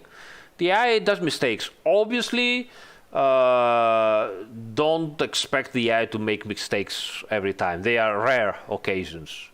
Again, that has to do with gameplay, choices, because I know that you probably don't think like that and you would love to see the AI making mistakes, but I can also assure you that for the vast majority of users, if the AI does mistakes and does many of mistakes, it is perceived as a bug. So obviously we don't want to do that. But yeah, the AI does make mistakes. You will find them, especially as it starts raining, you will find them doing more and more mistakes, both in locking and going wide, or going oversteer now, or even spin sometimes in acceleration.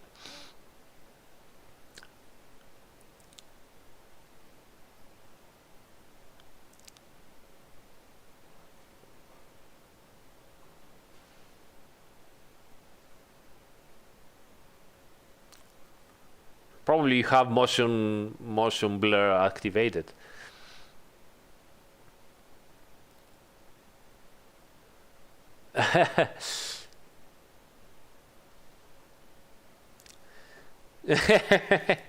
Yeah, it's nebulosity. It's hard to explain. Yes, absolutely. Yeah, they do usually carry on after spin. Sometimes, the inevitable happens and the AI becomes completely idiotic, but usually they should be able to carry on racing.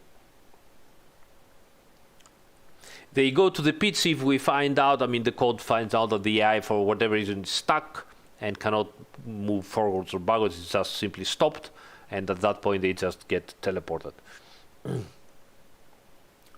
This code is especially there, both when, to prevent that the AI maybe sometimes just goes completely out of its mind and cannot make a decision, so they just take them and then not leave them into the track like that. And especially since we have, put Bathurst, and, you can understand that Bathurst, it's easy to find the AI stuck from an accident in the middle of the road, completely cutting and blocking the whole road, so, yeah. No, those cars do not have variable power and diff, just the preload. You can change from the setup only the preload.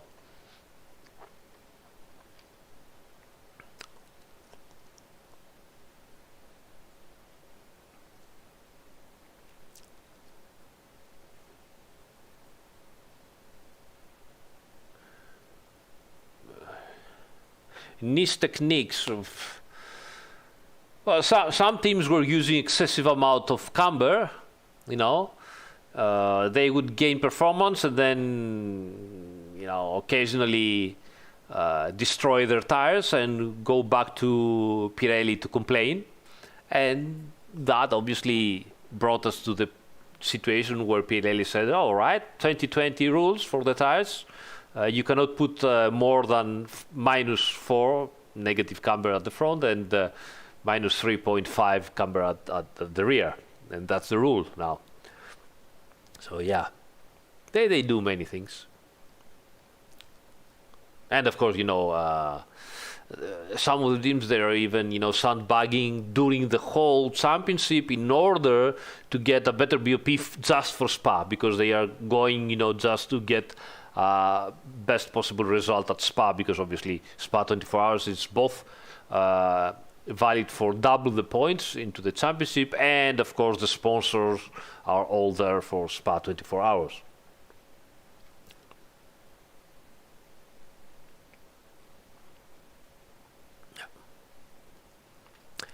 No, right now there are no plans for Zandvoort and Magny-Cours, sorry.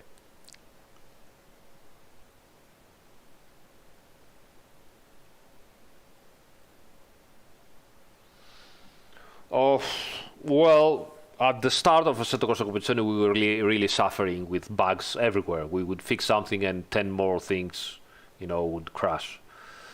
So that period of time was really hard for the team. Rightfully so, you know, the community was aggressive towards us because they wanted to play. And it was really hard. It was one of those moments that I would really wish to forget, but obviously I cannot. But hopefully we got out from there.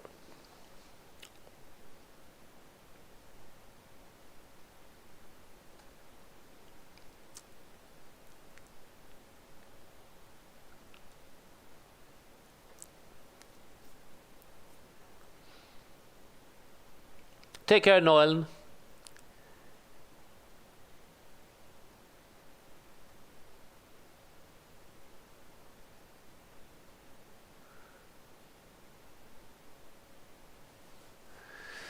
Yeah, you know, new engine, project that should have been easy, but instead turned out to be massive and extremely ambitious. All that stuff, you know, new team, because we had many new developers that were, you know, learning how to do things, and it wasn't easy at all. It wasn't easy at all, but, you know, we can do it.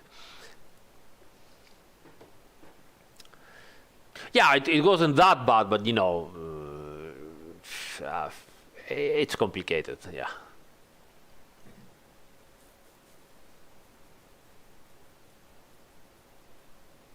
Thank you so much, RDG. Thank you, Tortellini. Thank you, guys.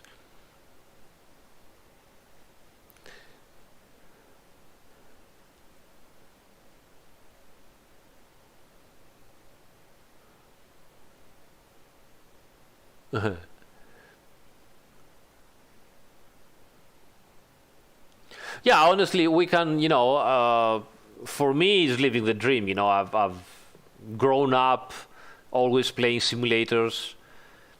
And for me, being able to be up there, you know, with the legends, from the Easy, you know, engine, and the Dave Kramer and all those people. I mean, for all the Kunos team, it's really is extremely satisfying. We're extremely proud of what we are capable of achieving. You know, without never ever compromising. You know, we never even thought, yeah, you know, this we should make it easier. No, we were always full hard. I mean, what you get in our titles is the level of technical knowledge that we have. That's it. If you find things that you don't like or that you think that should have been, you know, better, it's just because we cannot do them right now. We don't know how to do them, you know. So what you are experiencing, what you were experiencing in Assetto Corsa 1 back in the days, and what you are experiencing now in Assetto Corsa Competizione is exactly how good we can be. No other kind of compromise, no other kind of, yeah, if we do that, we might sell more. This is what we want to do, and this is how hard we try to do it, and this is our top level of expertise that we have right now. I'm pretty sure in, every project you do, you learn more, so maybe in 5 years we will be able to do something even better, or 10 years, I don't know, or maybe not, I don't know. But what you have right now is the best we can do in the amount of time that we have available to do it.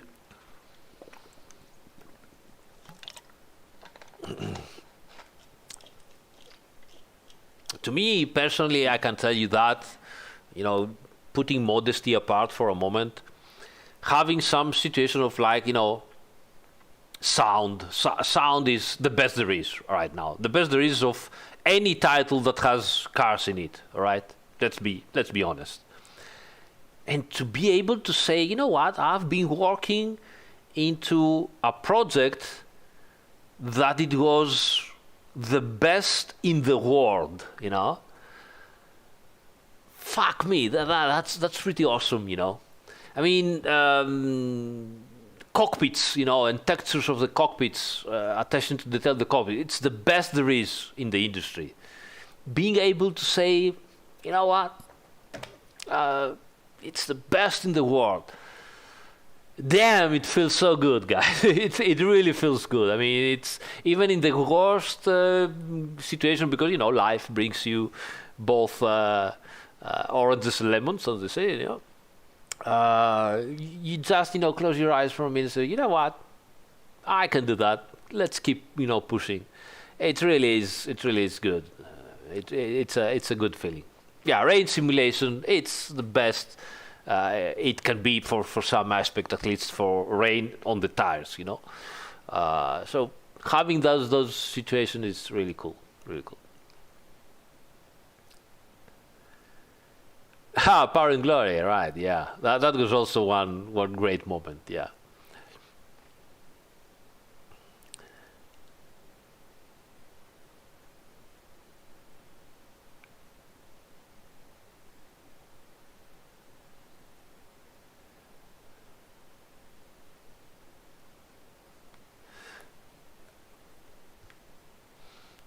Thank you, guys. You're so kind tonight.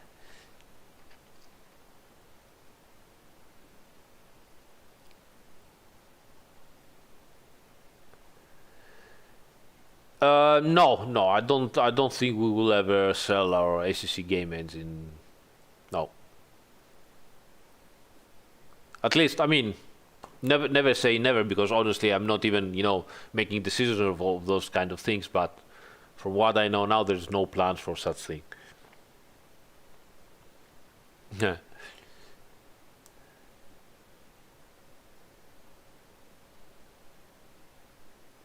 No. No negotiations for custom libraries.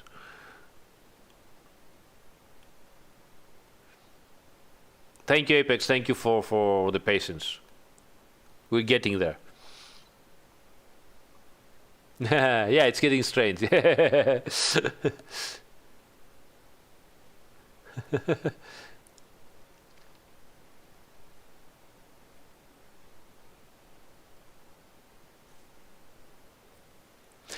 Yeah, I mean, yeah. The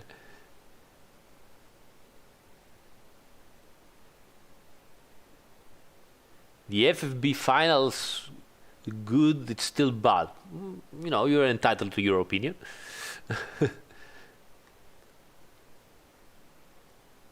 No, it's not gonna host GTA. GTA is a completely different category from WEC. It's not SRO. Thank you, Elopo.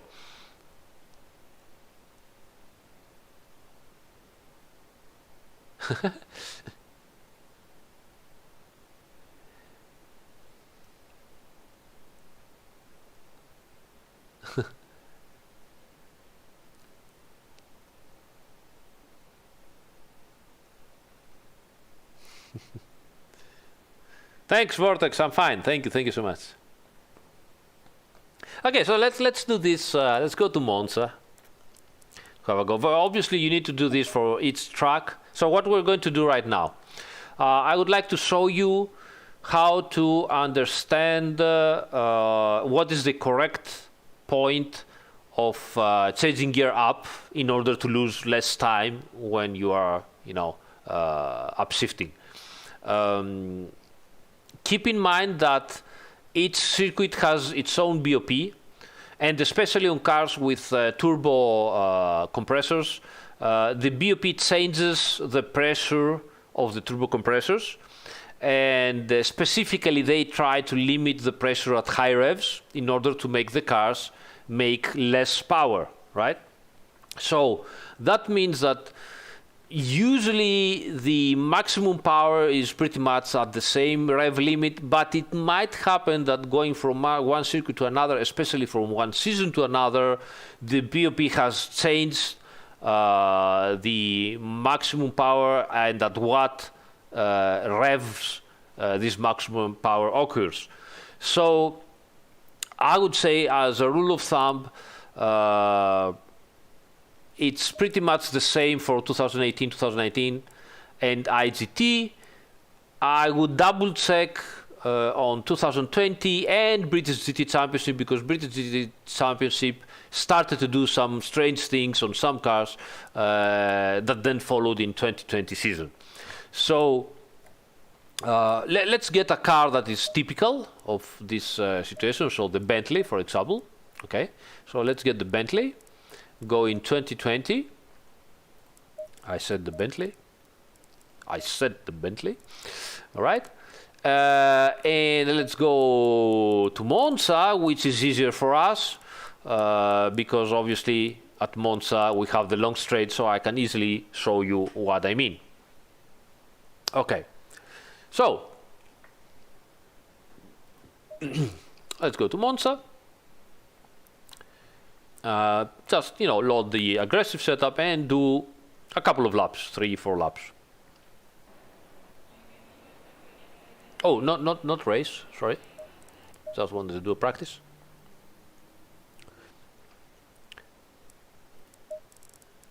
So just practice session would be more than good.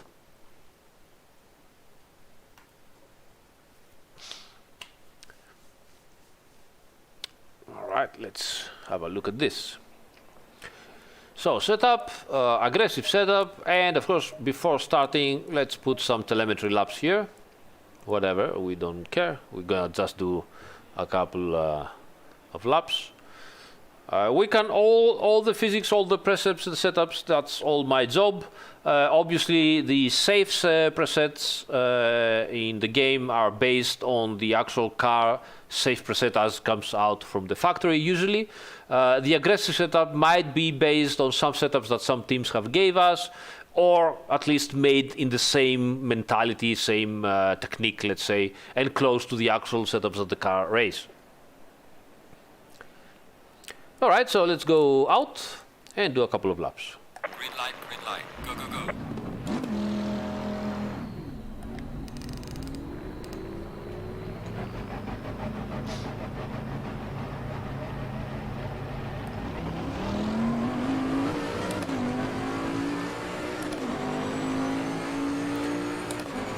So I will push a little bit the engine, the revs of the engine.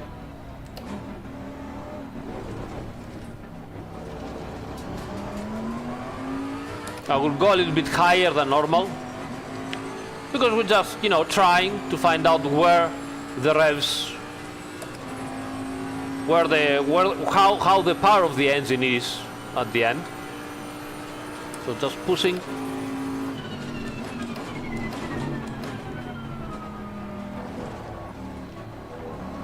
Long vehicle.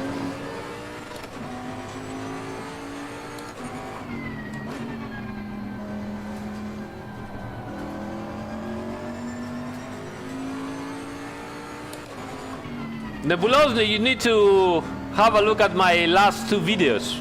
You're gonna be surprised.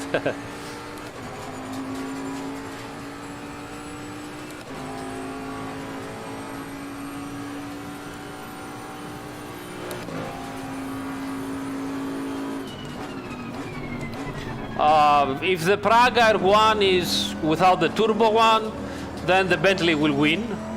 If the Praga is with the turbo one, Praga will win. Nice car, the Praga, I like it. I like it, you know, aesthetically, I really like it.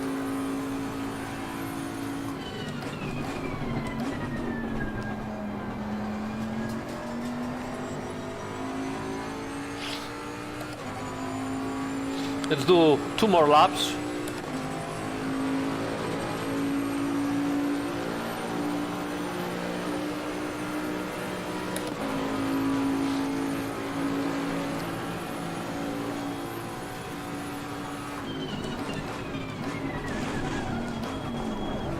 I forgot it's right-hand drive.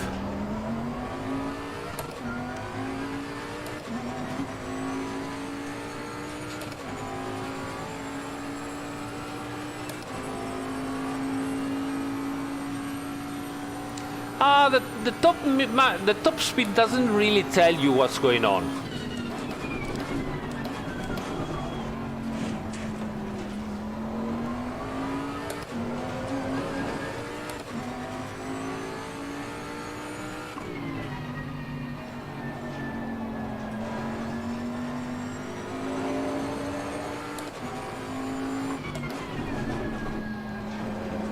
So good over the curb over there.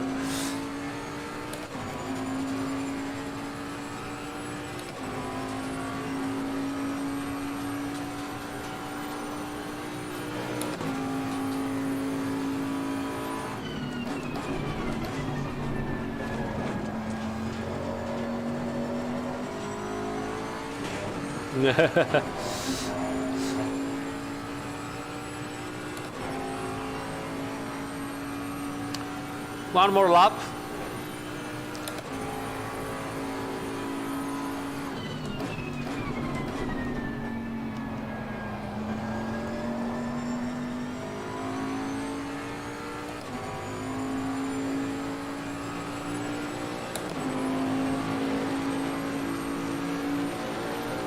Well done, mate. That's our fastest lap.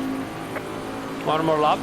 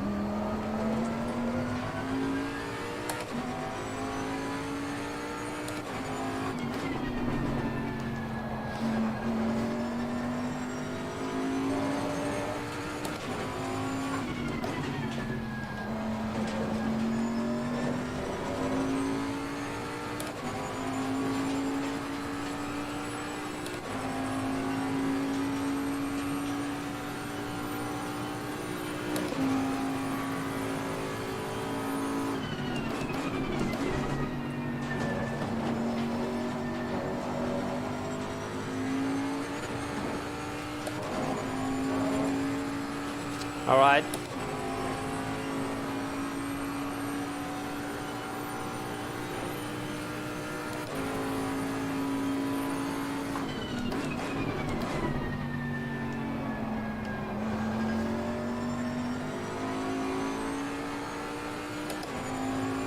Okay. Right, we're done. Well done, mate. This is me. What's our fast? Okay. So let's go back to the pits. And we should have now saved the Motec. Let me find out where I am. So we just need to go to our documents. Sotto corso competizione, Motec, Monza, Bentley. This is it. All right. So let's open the Motec. Change the desktop here. That should hopefully show you. Right.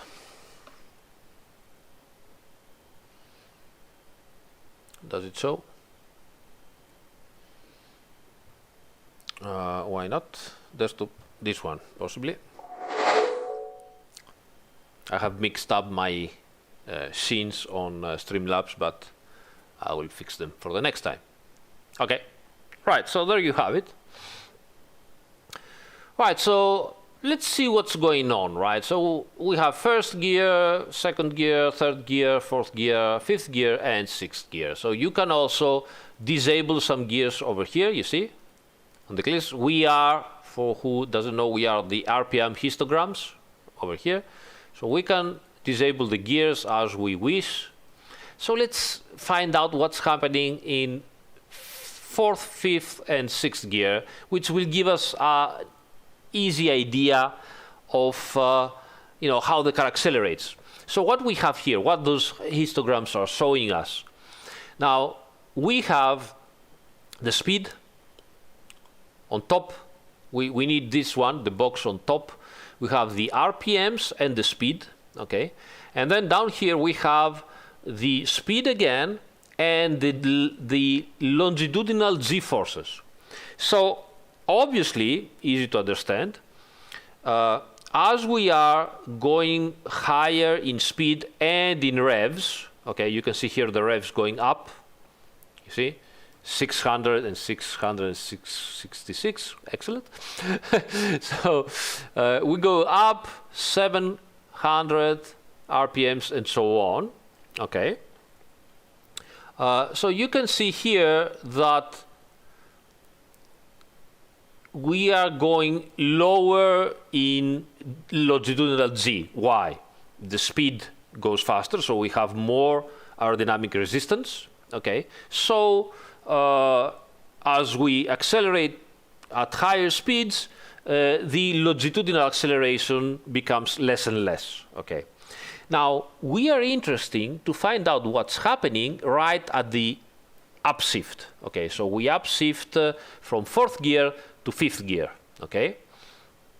And we upshift at 7,000, we upshifted pretty much here. You can see here it ends, the green line, ends with 7,266 RPMs, which is also very close to the limiter of the Bentley. All right. Oh, the camera is a bit on the way. Let me eliminate the camera. Hopefully.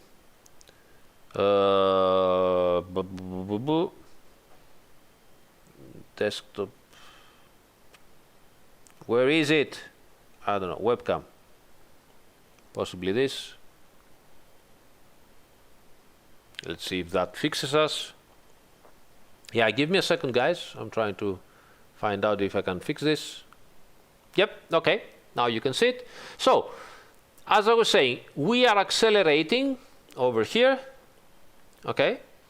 And we arrive practically almost at the limiter. So 7,250 RPMs before we downshift down to 6,200 RPM. So we are at the limit of the limiter here. What happens in our g-forces? As you can see over here, okay, these are the g-forces here. We are at 0.21.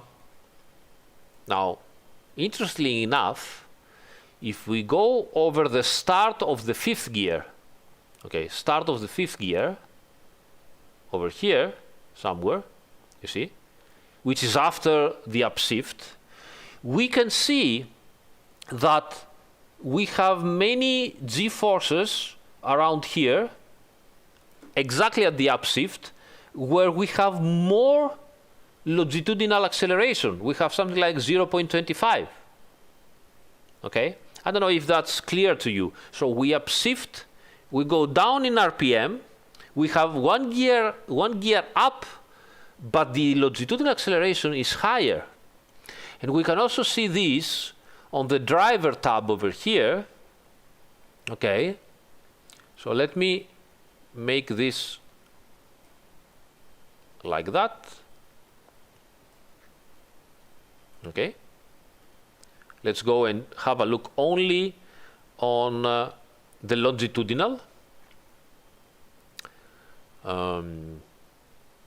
Where is the, here we are, from 4th gear to 5th gear, we are exactly here. So let's zoom, okay, a bit too much, maybe.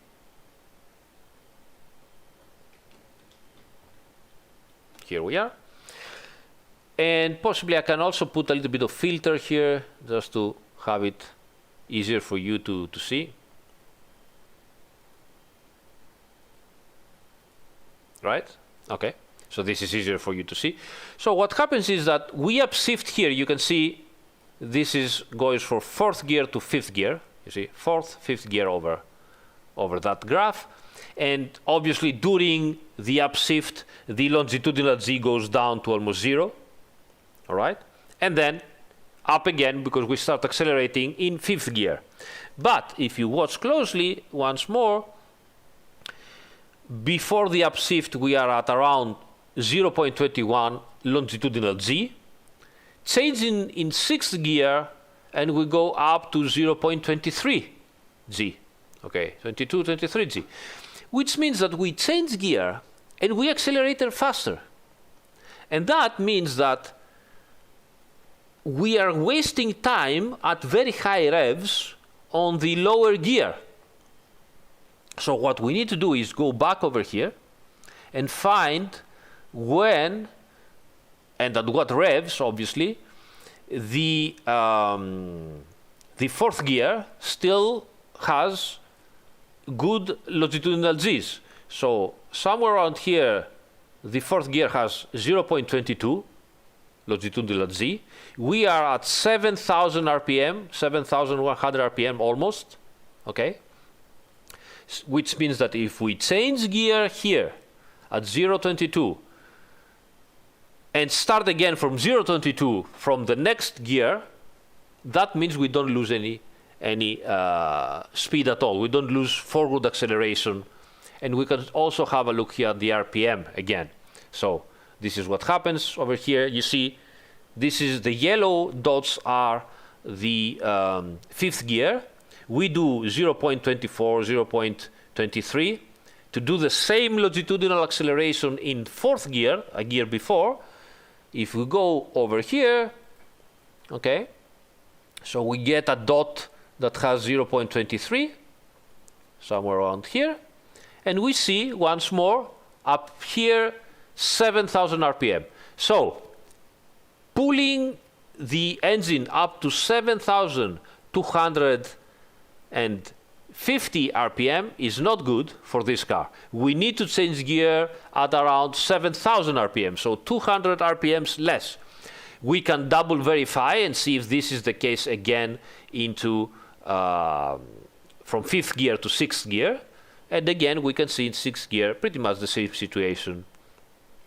Pulling 0.13 G, we need to change gear at 7,000 RPM to have again 0.13 G longitudinal. If we keep on going, the G's goes down to 0.10 and we arrive at 7,200 RPM.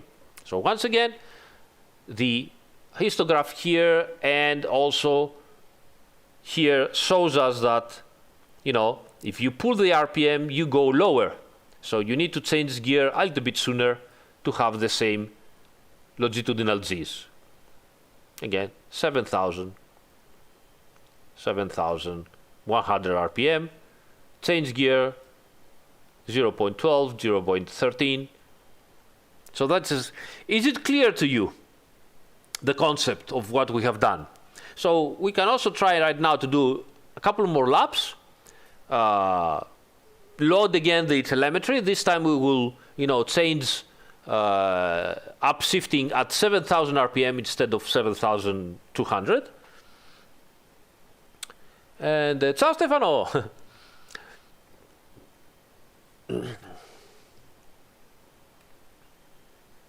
So let's go again to do a couple of laps more. Let's get the aggressive as before. Actually, yes, it's already the aggressive. and do a couple of laps, but this time I am going to change gear sooner. Because now I have the data and the information that, you know, for this car, I need to change at 7,000. 7,000 is, by the way, on this last line over here. We can also check where the RPMs are flashing or where the LEDs are, you know, what color of LEDs we have.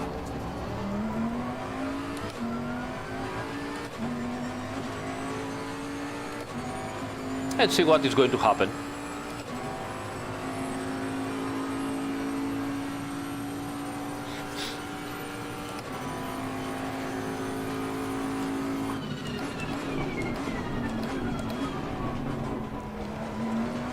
Now, this is why it is important, because obviously the car now doesn't sound as angry. You know, we do not make the car, we do not make the engine scream. We change in gear sooner, but it is faster. We are accelerating faster.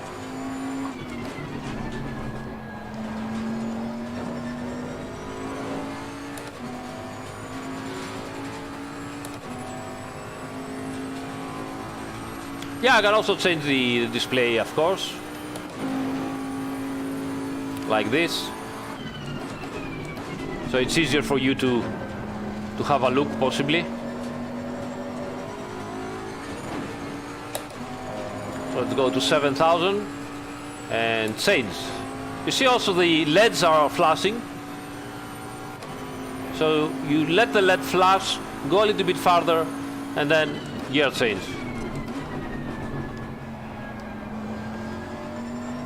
Let's do a couple of laps.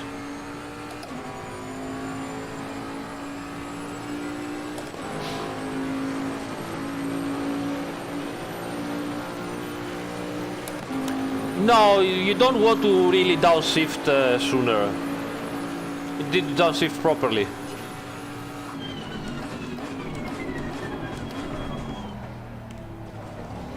Have you seen that in the straight line we were gaining like 0.2 of a second doing nothing, just upshifting properly? We're also gaining even though we had a worse exit.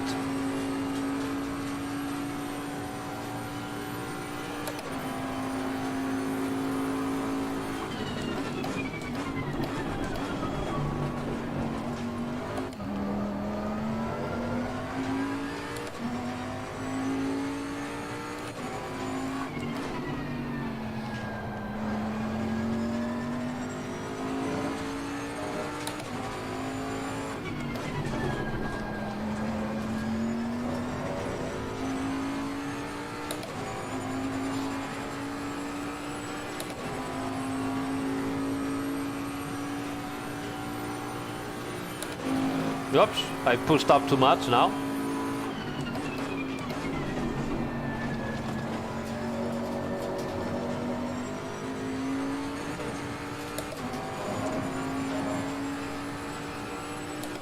I mean, not even a good lap and we're still better than before, just by upshifting properly.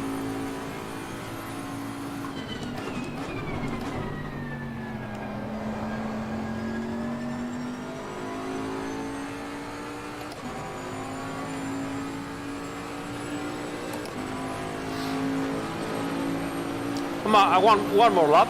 Well done, mate. Personal best. Personal best already. I mean, not that it's hard, but it's mainly done only from the upshifting, nothing else.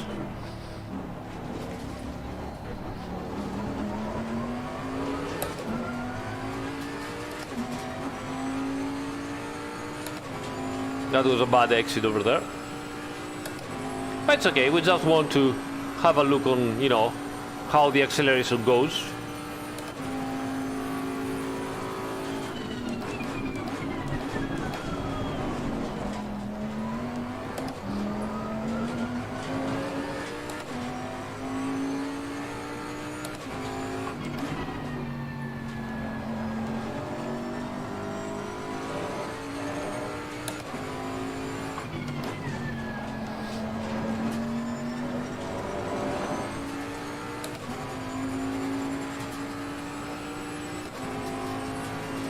No, no, of course not. I mean, the cars are completely different RPMs.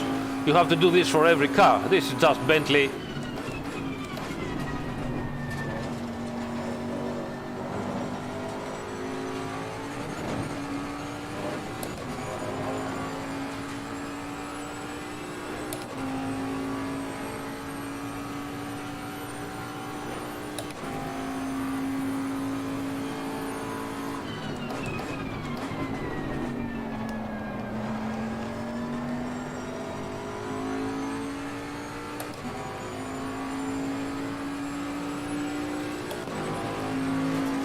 All right, that's enough.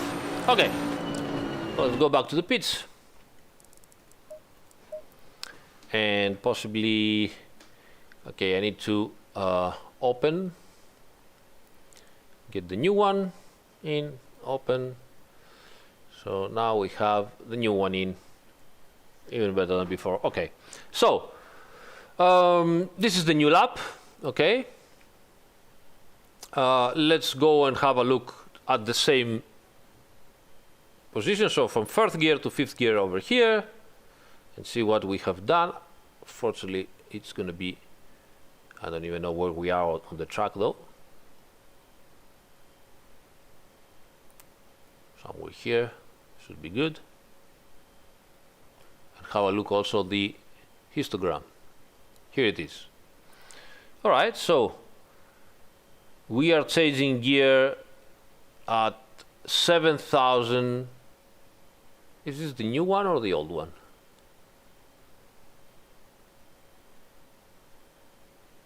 I think it's the new one. I'm not so sure.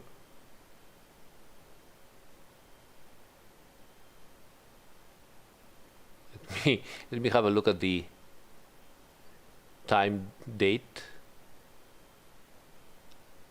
23:54. Yeah, it should be. Yes, this is the one, and this is the other one. All right, so changing gear at 7,000. You can see it's not more at 7,200, but it is at 7,000. Okay, it changes gear and it should stay at 0.25. Yes. Just goes from 0.25 to 0.25.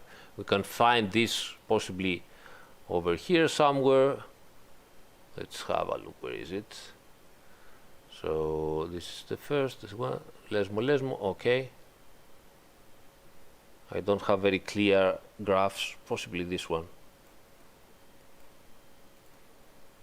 Yeah. All right. So we are arriving over here at 7,000 and 0.14. Okay, we are changing gear. We are still at 7,000. Sorry, and we are still at 0.14 more or less. Obviously, there is some vibrations. It could be the asphalt. It could be the transmission. There is never flat, but you can see that we are pretty much now at the same. You see. We arrive on the acceleration at 0.14, 0.15, 0.14, and then 0.14 again, and we move ahead at 0.14 and then going down. So this is more or less how you find out if you're doing it properly or not.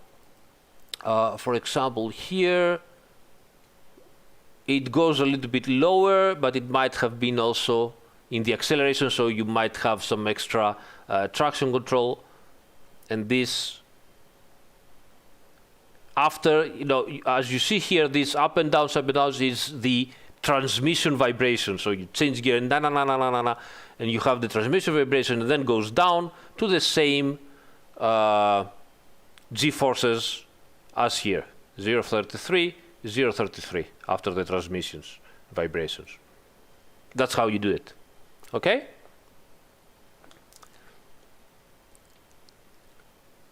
Let me have a look at the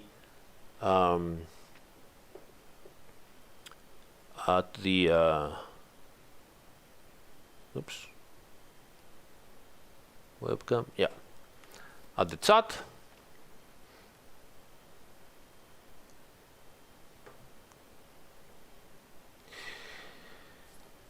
Single-handed, yes, you could do that, but unfortunately online you cannot find videos from all the circuits, and most importantly, you cannot also find videos where the driver's actually pushing.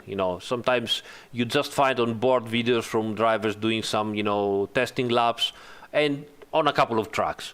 While the BOP changes from track to track, and that might give you a little bit different results depending on where you are and what season you are.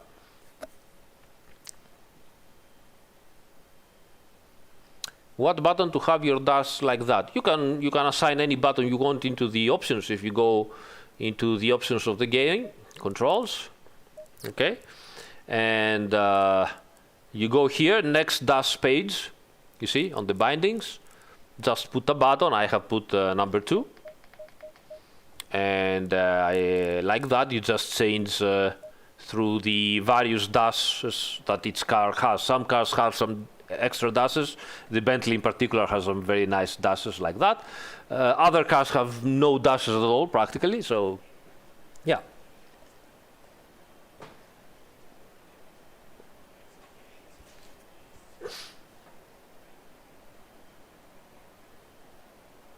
Yeah.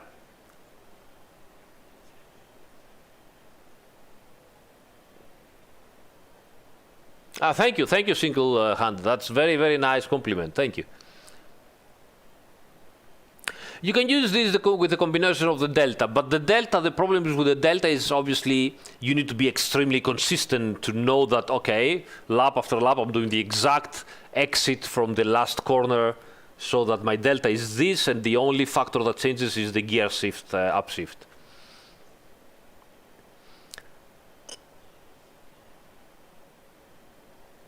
Yeah, Xavier, you're right. You need to have consistency to do analysis with Motec, and you need also to know what you are trying to look at.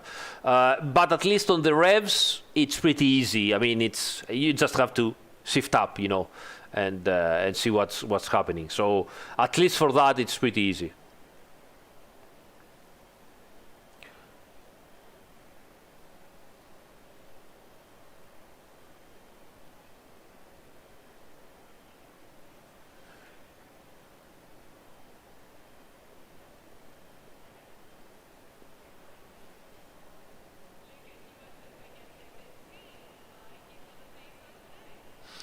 The Ferrari Evo is also very nice dash, but it's unreadable. It's numbers everywhere.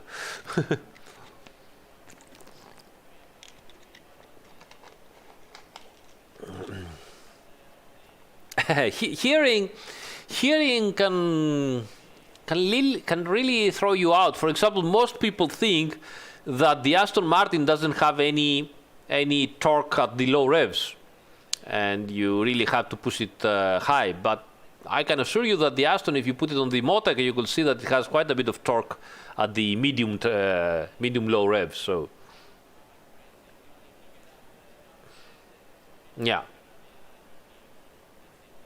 Thank you so much. Yeah, Ferrari has so much, but it's all thrown in like numbers and tables and just info. That's it. Yeah, it can happen, electronics. I don't remember how to solve it right now, but it can happen.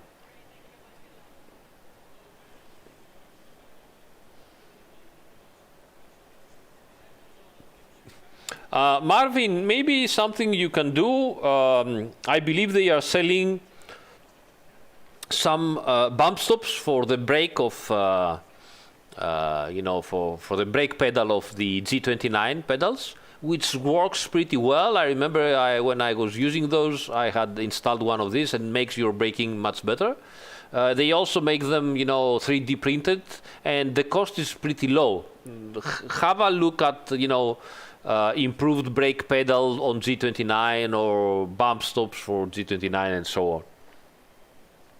What about downshifting?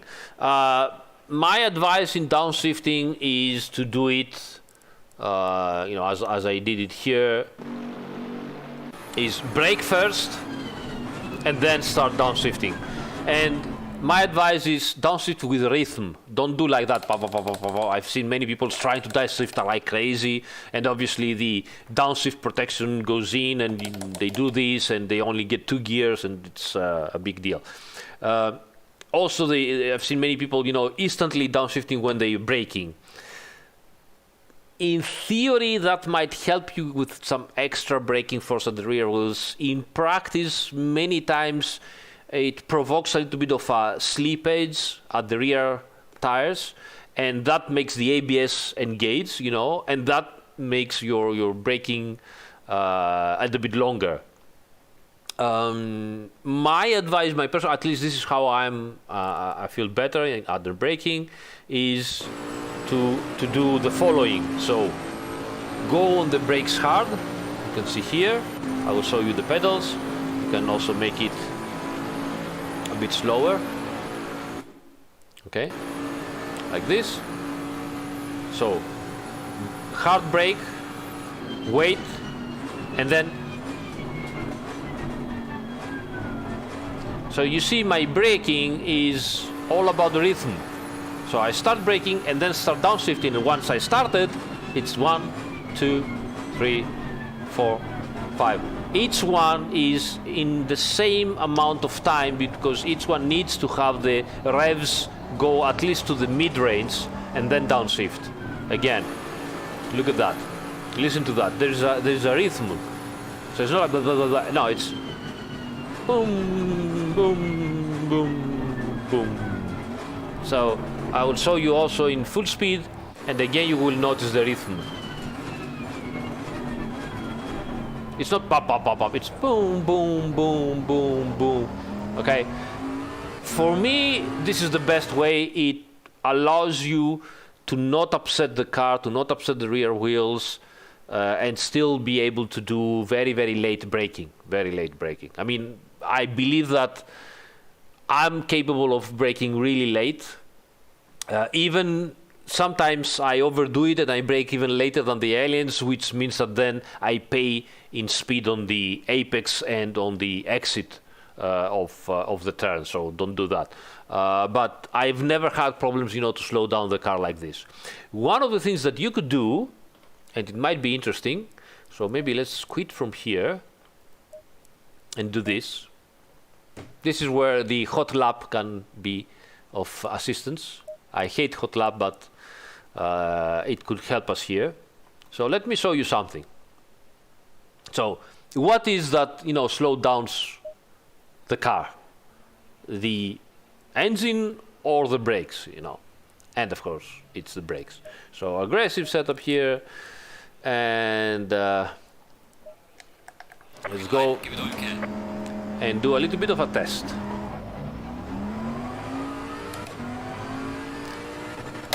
This is one of the tests that we were doing also, both in real life and in virtual, in sim, on when coaching people to sport driving and circuit driving. So let's go up to 250 kilometers per hour. Okay, 250 kilometers per hour. Come on. And then at the white line, brake, brake, brake, brake, brake, brake, brake, brake, brake, brake, brake. Okay, so here we are. At the white line, we started braking, and we arrived here. Okay? Right. Restart. Everything is identical. Yeah, I've been coaching a lot of times. Stop doing that. Everything is identical. Let's go back. Green light, go, go, go.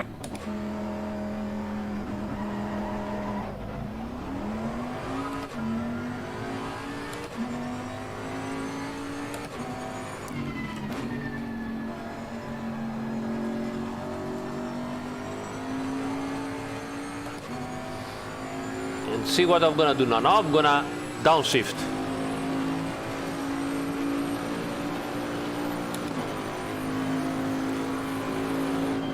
$250. Come on, come on, come on.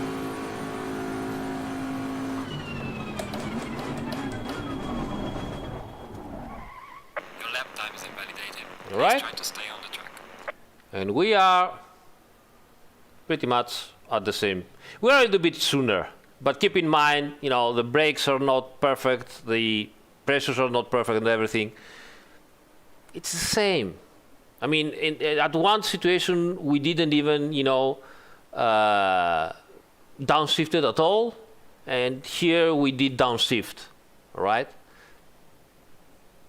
Possibly, I think, before we even have a little bit more speed. So the brakes are what they are stopping the car. And keep in mind that we also stopped the car, which never happens. You never stop. While you are stopping the car at very low speeds, other factors enter, because when you downshift, you manage to lock a little bit the tires. And you might know that even, obviously, in real cars, all cars, when they start slowing down to almost zero speed, at around 5 kilometers per hour, they lock the brakes. The ABS stops, and they lock the brakes because that helps the car to stop even sooner. We also simulate that here. But obviously, downshifting there plays a little bit of a role. But it's the same. I mean, nothing changes. So, of course, downshift, obviously, but don't expect that if you downshift it like crazy, you're gonna end up with 10 meters sooner, downshifting. Ideally, in a straight line like Monza, you might gain, 2 meters, which is fine, excellent. When you're also in some turns that you also have to break down, downshift, and also slightly turn the car, rotate the car, it's going to be probably even worse. So, yeah.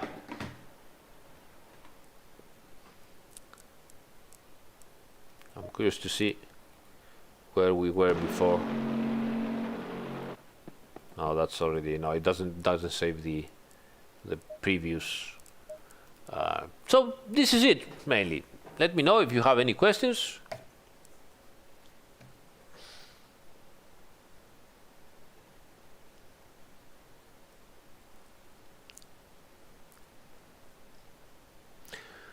Yeah, in multiplayer you also have ping. So what you see online from the others, it has some lag. So you see them braking there, but in reality they have started braking a couple of meters before that, So keep that in mind.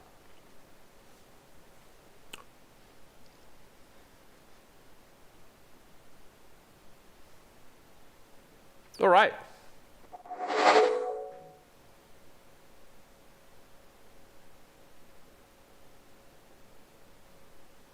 All right, guys. Seems like we finished. Seems like there are no questions before you start again with DLSS and Nürburgring.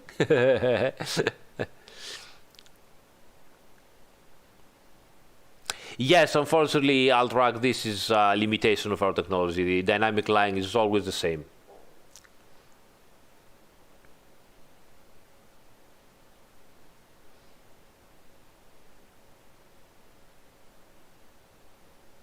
I don't know, French Plan. Hopefully they will fix it. I don't know.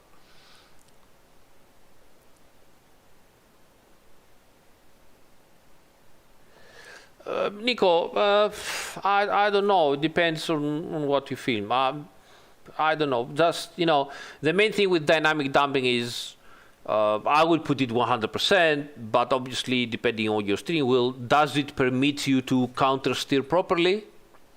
If you can counter steer and you don't feel lots of resistance, then fine. If you feel too much resistance and you cannot counter steer properly because the steering wheel is too slow, then lower it. That's how you should make it.